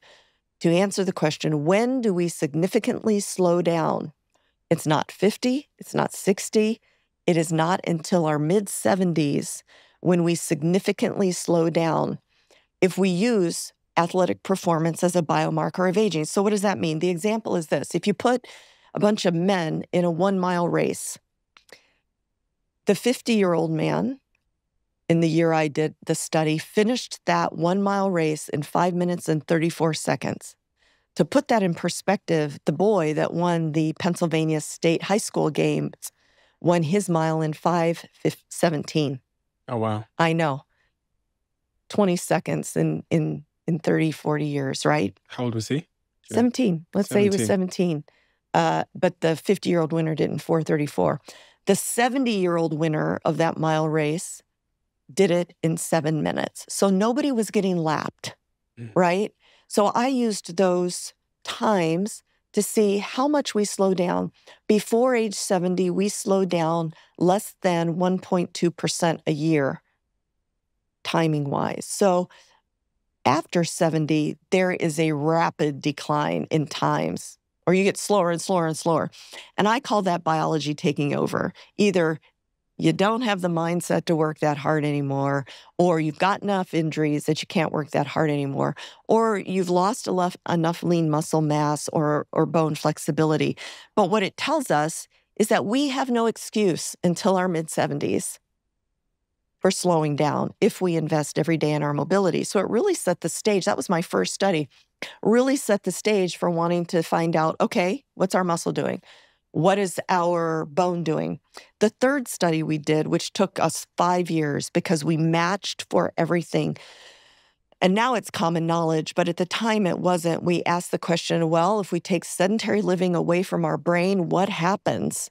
And so we had the athlete group and we had a control group that was matched for every variable except their activity level.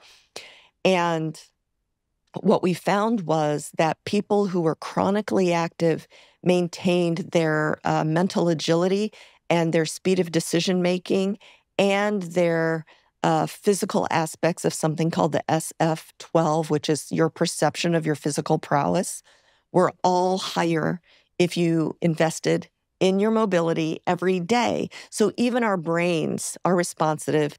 And we know that now. There's lots of studies. It's something that's talked about a lot. The final interesting group of studies that we did before I left University of Pittsburgh was to start asking the questions of why. What's going on here? Why? Well, there's this protein called klotho. Klotho was one of the Greek gods who spun the thread of life. So this protein, when it was discovered, was thought to play a role in longevity. Every organ has receptors for klotho.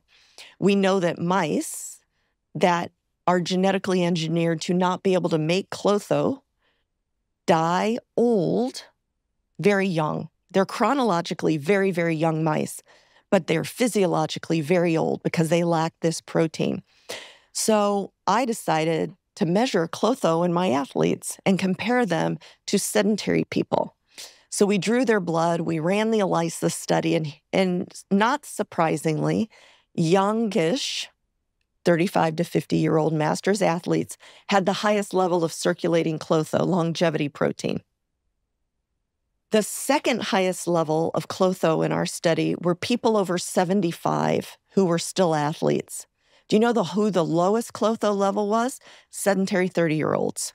So if klotho is the longevity protein and exercising people have the highest levels, the next question was, okay, so what's going on? How does exercise give us more longevity protein?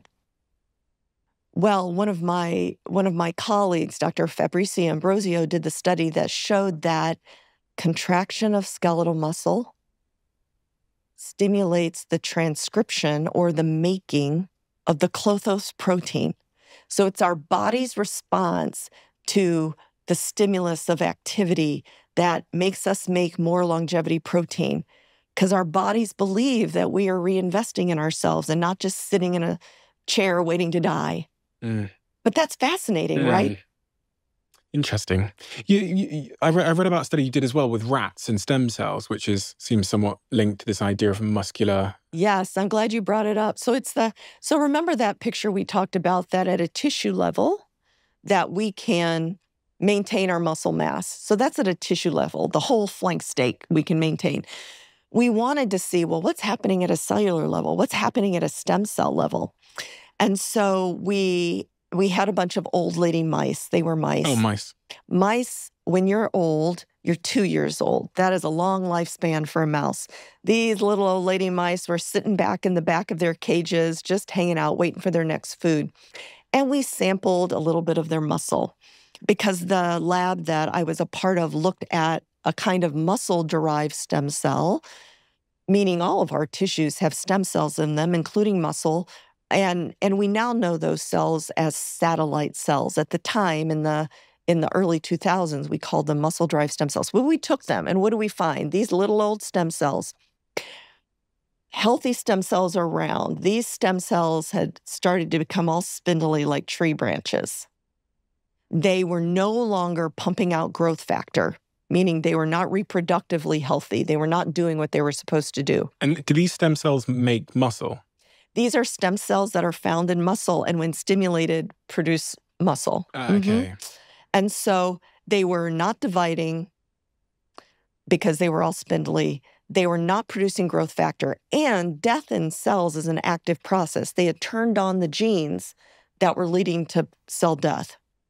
So we took those little old lady mice, and believe it or not, you can buy treadmills for mice. Do you know how much a mouse treadmill costs? No. $30,000. You're joking. I'm not. It was like a big part of my whole grant. So we bought this treadmill. We put the little old lady mice on. Here's what we found. In 2 weeks, twice a day, mini workouts, their stem cells were fat and replicating again. They were churning out growth factor, and they had turned off the programming for programmed cell death. So what that told us is that even at the stem cell level, that we can rejuvenate stem cells by something as simple as skeletal muscle contraction. And so to me, that is a fountain of youth type intervention at the cellular level. Someone said to me on this podcast one day, I'm probably going to butcher it, but they said, aging is the rapid pursuit of comfort. And as you were saying that, I was thinking, oh, that kind of fits. That much of our aging is just to do with our increased pursuit of comfort for whatever reason. I was thinking about that this morning when I was thinking about, what is the minimum amount of time we have to work out to, what is the min max? And I thought, well, honestly, you can probably accomplish what min max is in about 45 minutes a day. So what are we doing with our other more than 90% of the time? And it kind of goes to this. What are we doing? Are we pursuing pleasure all day? Well, we're working, but once we're not working, what's the rest of that? We're just sitting around being pleasureful all day.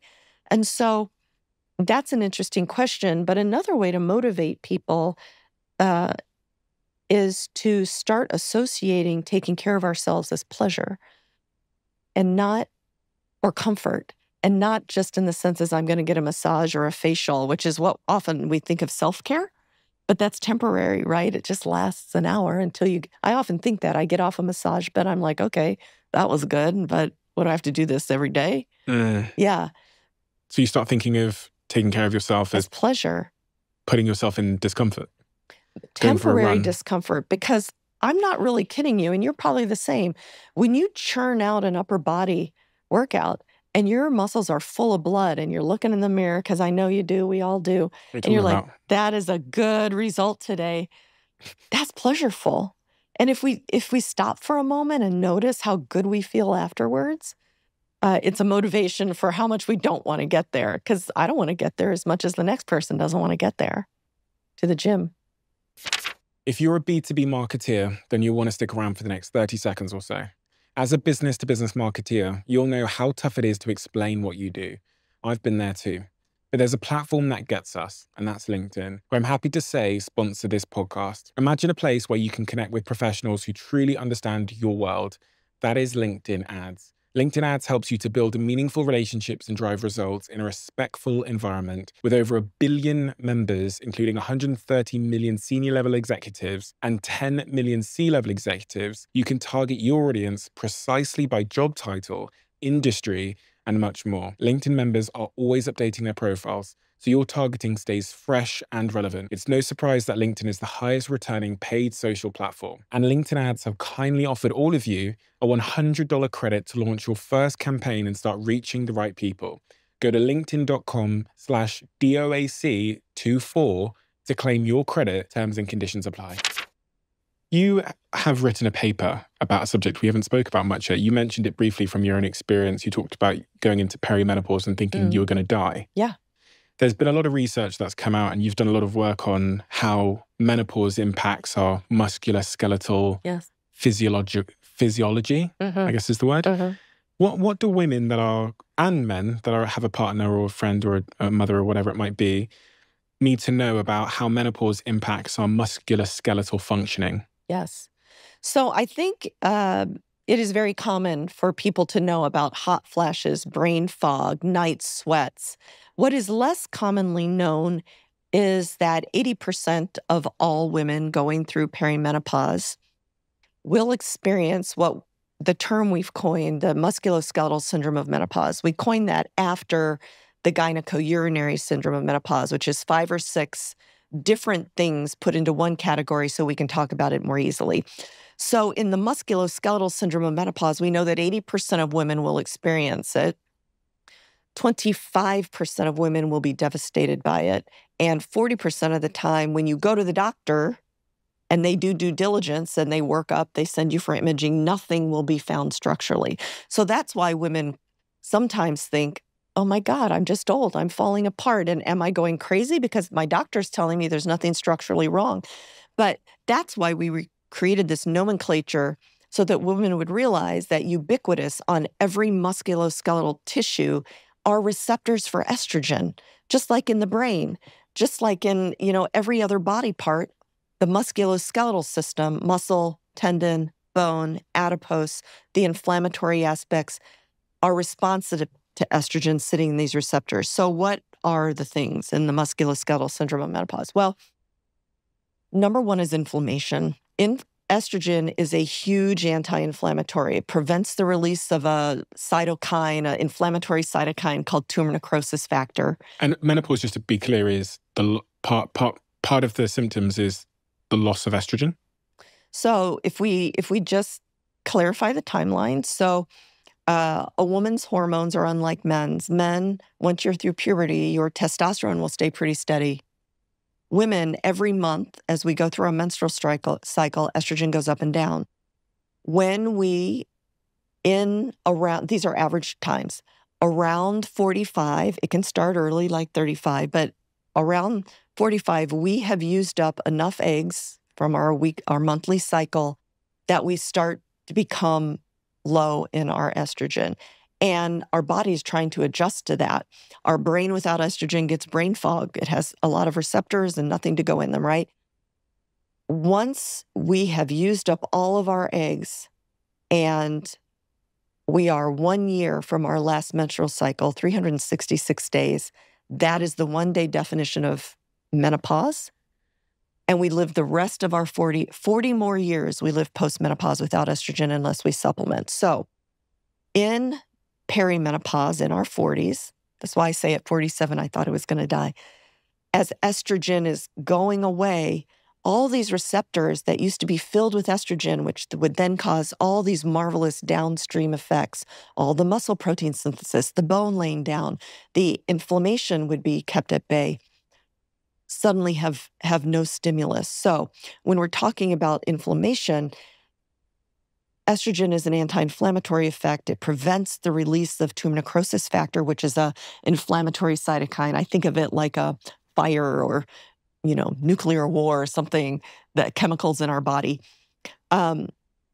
So that gets out of control. And then estrogen is also really important interacting with a part of our immune system called the inflammasome. So without estrogen controlling inflammation, we can get something called arthralgia, which is your total body hurts for no reason. And this was one of my primary symptoms when I was 47. I went from being an athlete, active all the time, surgeon, I do hauling people's bodies around, to I could barely get out of bed. It took me a lot to crank out and get out of bed. My whole body hurt. There's nothing structurally wrong. It's due to the inflammation of loss of estrogen. Another very, very, very common inflammatory symptom of the musculoskeletal syndrome of menopause is frozen shoulder. It's all over social media right now. It's where it is an inflammatory state. Men can get it, usually diabetic men. It just means that you're inflamed. So you'll present to my office with the story of, Doc, I did nothing. I didn't have an accident. I didn't hit my shoulder on the closet in the middle of the night when it was dark, but I woke up and my shoulder is killing me and I can't move it. It's literally like this. And that's because for some reason the shoulder is very sensitive, the capsule, the inside skin of the shoulder, very sensitive to inflammation. And so people show up like that. Frozen shoulder can take 2 years to get rid of. It's miserable. So that's inflammation. Is that the whole hook your bra test? Yes. I made this thing up. You can't hook your bra, right? Most women do this. Yeah. The first motion you lose in frozen shoulder is internal rotation, which is what this is. Hooking your bra on. Hooking your bra. You can't. Because what happens is the first thing that goes, you can't do this. Your arm's kind of stuck at your side. And then you can't lift it up. And you can't do your hair. So you're trying, you're doing all this trying to... Imagine not being able to move your arm. And when you did move your arm, it's excruciating. Oh, it's painful as well. Excruciating pain. Like women say to me, I'd rather give birth again than have this shoulder. So... What's going on there? What's going on in the shoulder? Yeah, there was a study done by Joe Hannafin, who is a mentor of mine at Hospital for Special Surgery, who looked at the stages of frozen shoulder. And first, it's just big inflammation. All the inflammatory cytokines go and inhabit I keep doing this. The shoulder has an inside skin that surrounds the bones called the capsule. It's like a thin sheet of paper, like cellophane. That gets inflamed, hot and red. That's painful. Over time, the inflammatory cells of the immune system that crawl into the capsule, the pain will go away, but it will cause a capsular shrinkage like this.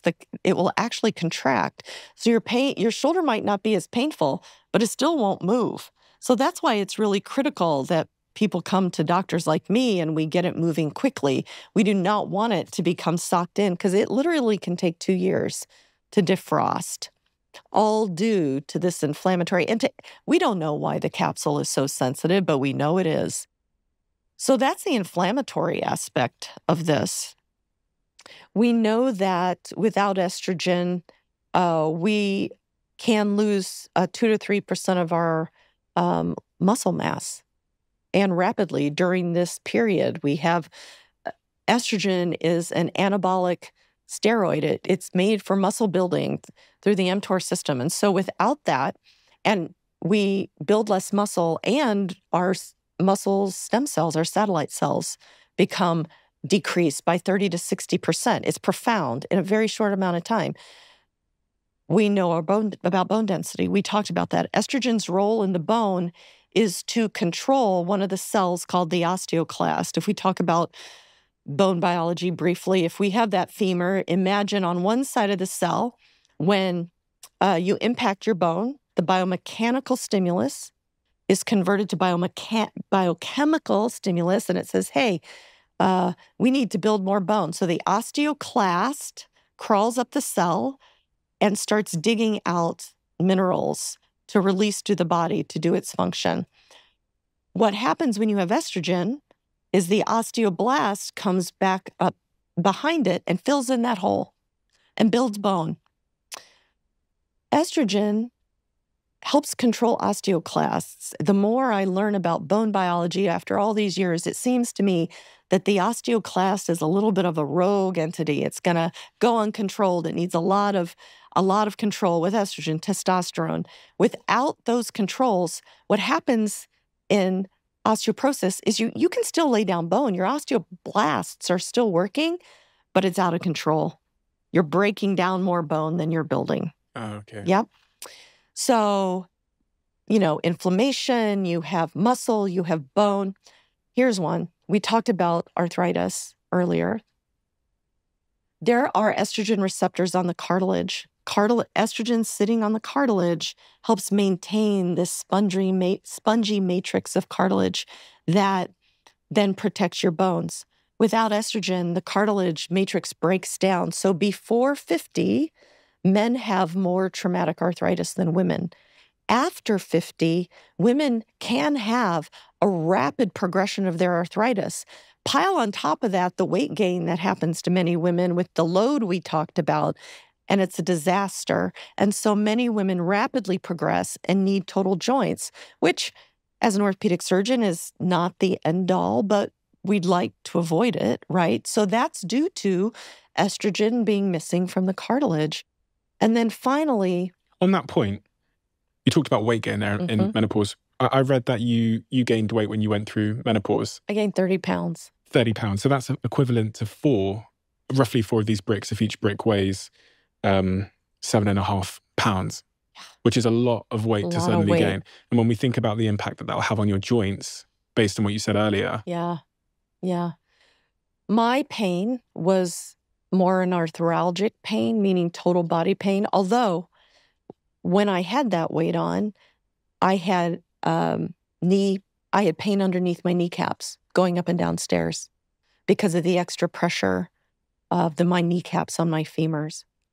So, does that make sense? Yes, it does. Yeah, that's something that I don't think I'd never really considered. I never considered how the impact on our joints of weight gain, period. But then also when you go through menopause, weight gain is something that I've heard about over and over and over and over again because of the loss of estrogen, and how that will then have a skeletal impact on a variety of different areas of your body. But then imagine this perfect storm, right? You don't feel like yourself. You're tired. Your joints hurt. Maybe your whole body hurts.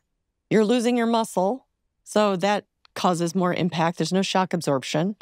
You're losing your bone, and without even realizing what's happening, because it creeps up on you, right? And you're so busy. I mean, all the excuses are so busy.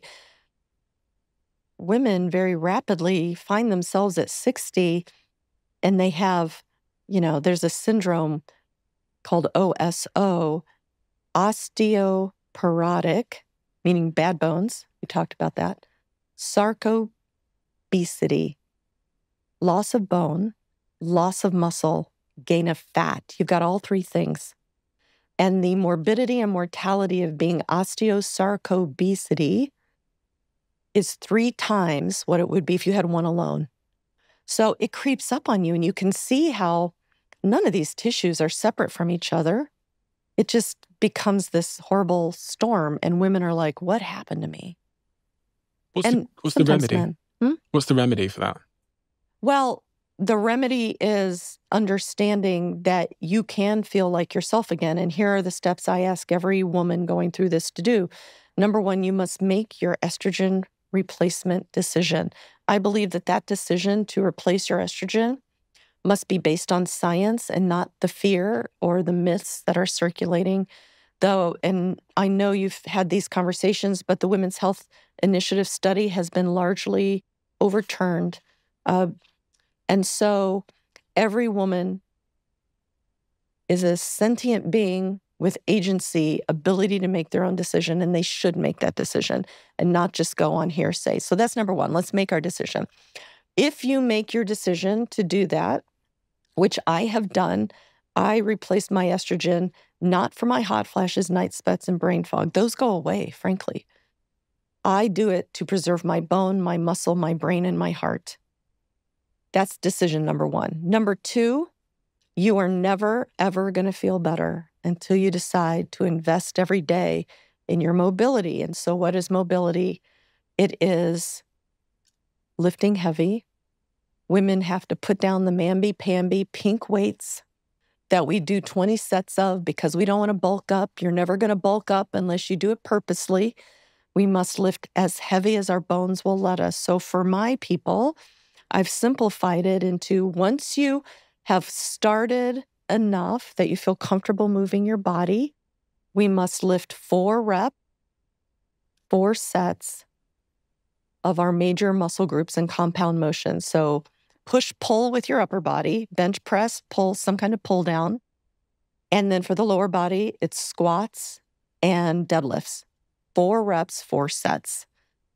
In a progressive manner. You can start with 2 pounds, but I want you to progress up. And then for the accessory lifts that support the big compound lifts, like for instance, for my bench press, I support that with biceps, triceps, lats, delts, 8 reps, 4 sets. Okay, that is the basis of lifting heavy.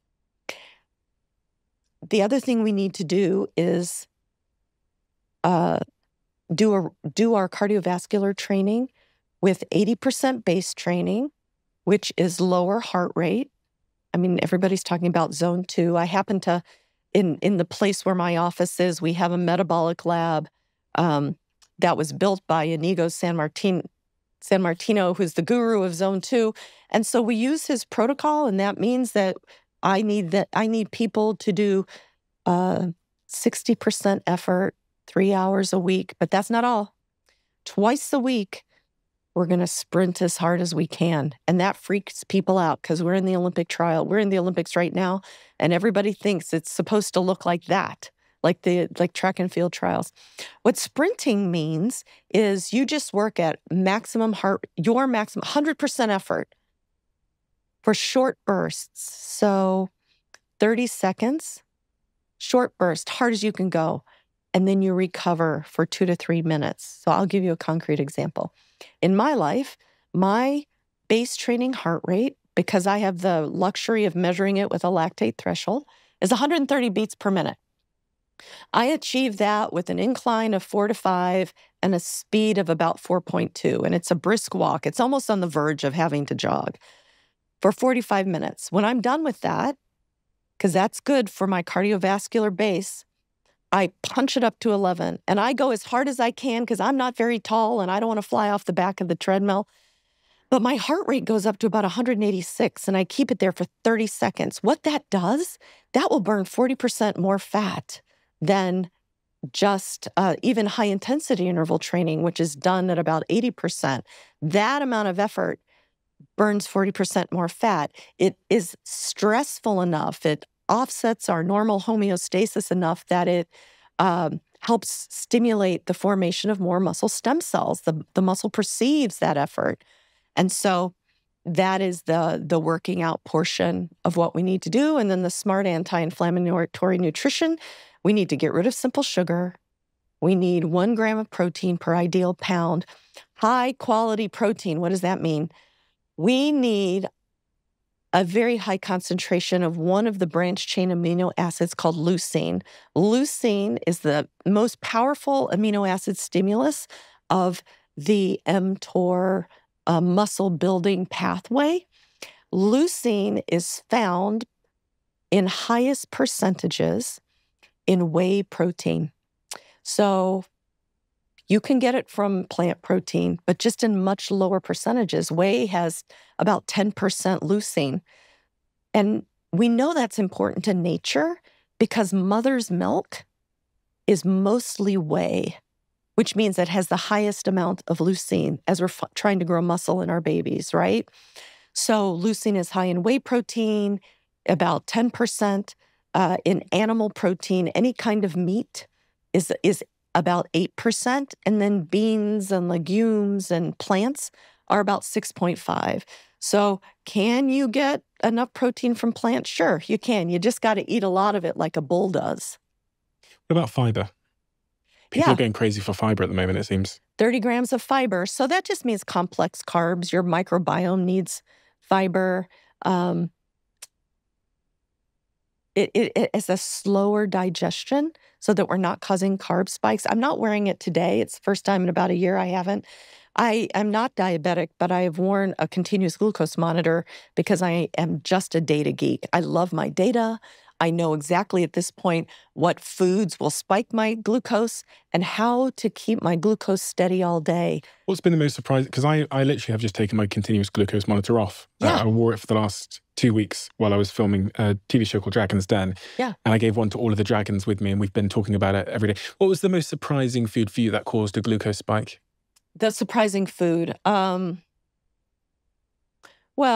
it wasn't surprising. I mean, I am, to the degree to which my glucose spikes shot up, is I am so sensitive to simple carbs.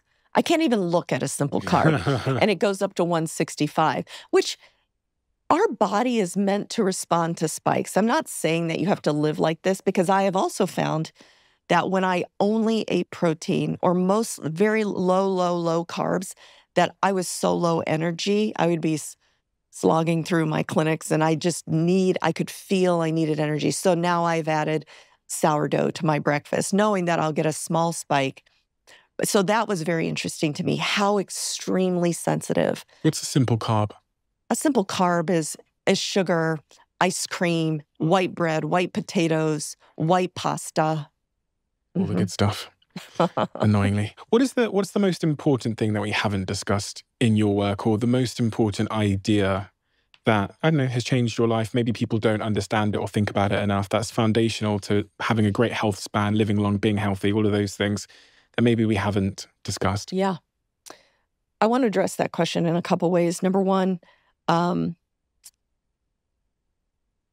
we talked about temporal disconnect and doing the things today that feel good today, but for the future. And so the way I have really changed since I've been through this is I have thought ahead about what I want to be when I'm 97. And how did I choose 97? Well, I'm 57 now.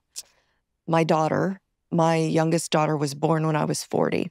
If I want to be around to bug the heck out of her until she is my age, I need to live till 97. What do I need to do what I want, when I want it? Like, you can imagine, I don't want to be told what to do. I'm a surgeon. I'm usually in control of my environment. And I think people just want to be in control. I want to do what I want. Well, what's it going to take? If I just wait until 63, when my health span is over to pay attention, I'm never going to get there. So that has really pivoted my mindset that I have to do it every day now. I don't love doing it. I mean, I'm not going to lie to you. I don't love going and working out most days. But with this perspective, I will. But the other tenet that I think is so important, we talked about lifting heavy, we talked about zone 2 and sprinting. Something I've layered on this year is the concept of our VO2 max and the fragility line. Fragility means you get older, slower, weaker, you lose your functional capacity. 25% of all people are frail and unable to live independently by the time they're 85. Not on my watch. And so the frailty line is the cardiovascular health that you need, cardiovascular capacity that you need to be independent in your own home. You may not be running marathons. So for men, it's 18 milliliters of oxygen per kilogram per minute. For women, it's 16. So how do we figure this out? I would go have you had your VO2 max tested? I haven't. It's torture, but you should do it. I think, I had a cardiovascular examination and they made me sprint on a treadmill. Yeah. And they were looking at how well my heart coped. I don't know if they're measuring my VO2 max. They didn't. Yeah. Yeah. You should do it while you're young so you know your base. I didn't have a mask on. Yeah. So what it tells is your cardiovascular capacity for exchanging oxygen from your blood to your lungs. Elite athletes like the Tour de France have VO2 maxes in the above 75, sometimes 200. They're just genetic specimens. The 50th percentile for a man your age is 55. The 50th percentile for a woman my age is 31. That's the average, right? That's the average, 50 percentile. When I was 50, I'm going to give you an example. Every decade, we lose 10% of our VO2 max if we don't do anything about it. That's just the way we age. 10%. I can get it back though, right? You can work at it. People who are out of shape can make bigger deltas getting it back. People are in extreme shape, and the delta's smaller because they start out well. So for me, I'm going to give you an example so people see how this works. At 50, when I was 50, I did it. My VO2 max at that time was 45. So at 60, if I lose 10%, let's just do big numbers, I'll be down to 40 VO2 max. At 70, I'll be down to 35. At 80, I'll be down to 25. I'm still above the frailty line. At 90, I'll be 20. Still above the frailty line, not what I was at 50, but not frail. I can still live on my own. So what I've done now, since the things that I've talked to you about are a lifestyle, they don't take much energy because it's just how I live. I've layered on VO2 max training, which is a different way to do cardio training. It's 4 minutes as hard as you can go. Torture. And then you recover for 4 minutes, only 4 minutes.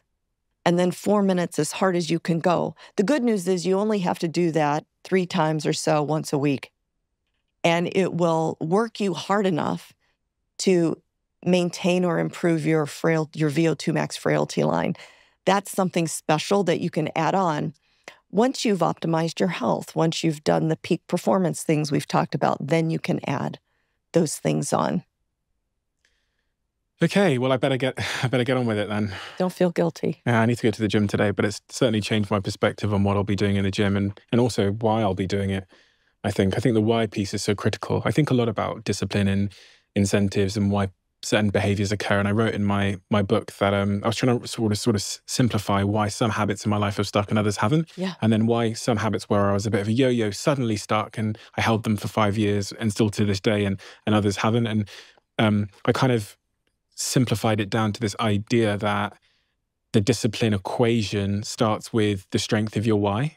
Like this, so you've given yourself a really strong why by having this sort of 97-year-old goal, like who I'm going to be when I'm 97, and then linking that to your daughter, which is a pretty strong why. Yeah. Plus the enjoyment I get from the pursuit of the goal, and then minus the friction or the like lack of engagement from the hard. Like if the gym is really far away, if it takes too long, if it's embarrassing, is friction. So if I'm going to a gym and I'm a guy and there's lots of beautiful people there and I'm overweight, it's, all of that's friction. So how do you like influence that equation to increase your why, make it more enjoyable or psychologically reinforcing the act of the discipline, and then kill all the friction I possibly can? And for me, that's where the habits we're talking about today have really stuck. Yeah. Interestingly, I've shared this before, but I'll share it again. I was a yo-yo gym goer. My gym routine and my health strength routines were all very inconsistent until the pandemic. And it was for me just seeing that health is the foundation of all of our lives, seeing that on a screen in lockdown, that the real sort of variance between outcomes for people that got COVID came down to your sort of pre-existing health. Yeah. And so at that point, I thought, oh my God, like, it's not my business, it's not my dog, it's not my girlfriend, it's not my family that matter the most. Actually, number one, the foundation in which all those things sit is my health. So that became my first foundation, my non-negotiable. And hopefully, as you say, that'll mean that my kids, when they arrive, whenever I become a father, will have a dad until I'm 170. So that's the goal. I hope so. That's the goal. We have a closing tradition on this podcast where the last guest leaves a question for the next, not knowing who they're leaving it for. And the question left for you is, what was the last time you took an uncomfortable risk? The last time I took an uncomfortable risk, and what happened when I did was, I am an academic orthopedic surgeon, which means I create big business and care and practice within big hospital systems. So there's a big safety net in that. But I have always been what I've called an intrapreneur, meaning I'm using somebody else's money, somebody else's time, but I'm building them a big business. 3 years ago, I left that comfort. In a late stage of my career, I left that comfort and decided, I know what I'm doing. I believe in myself. I'm going to spend my own money, and I'm going to go out on my own in private practice. And I'm going to build these side businesses, my keynote speaking, my precision longevity practices, which are purely entrepreneurial ventures. And at 57, to go out and create my own business when all I have ever known is a W-2 tax form is a huge risk for me and my family. But I love that I am confident enough in my own capacity, Stephen, and my own work ethic, that even if I had to go work at Starbucks to bridge the gap, that I'm going to make this work. And it's a very freeing and beautiful mindset to take what I've learned this whole career and do it for myself. Well, it certainly is working. I think you'd agree, right? It's great. It is great. I mean, you've galvanized a community online of many millions of people. You've written some absolutely incredible books, all of which I'll link below. And you're still doing incredibly important work through YouTube and through Instagram and through all of your channels, which I'll link below as well. And it's very necessary work because you're confronting a mind virus that I think can hold us back from living long, happy, healthy lives. And sometimes it's just an idea, right? Sometimes it's just an idea that can change your life. And it's also, conversely, sometimes just an idea that can ruin your life.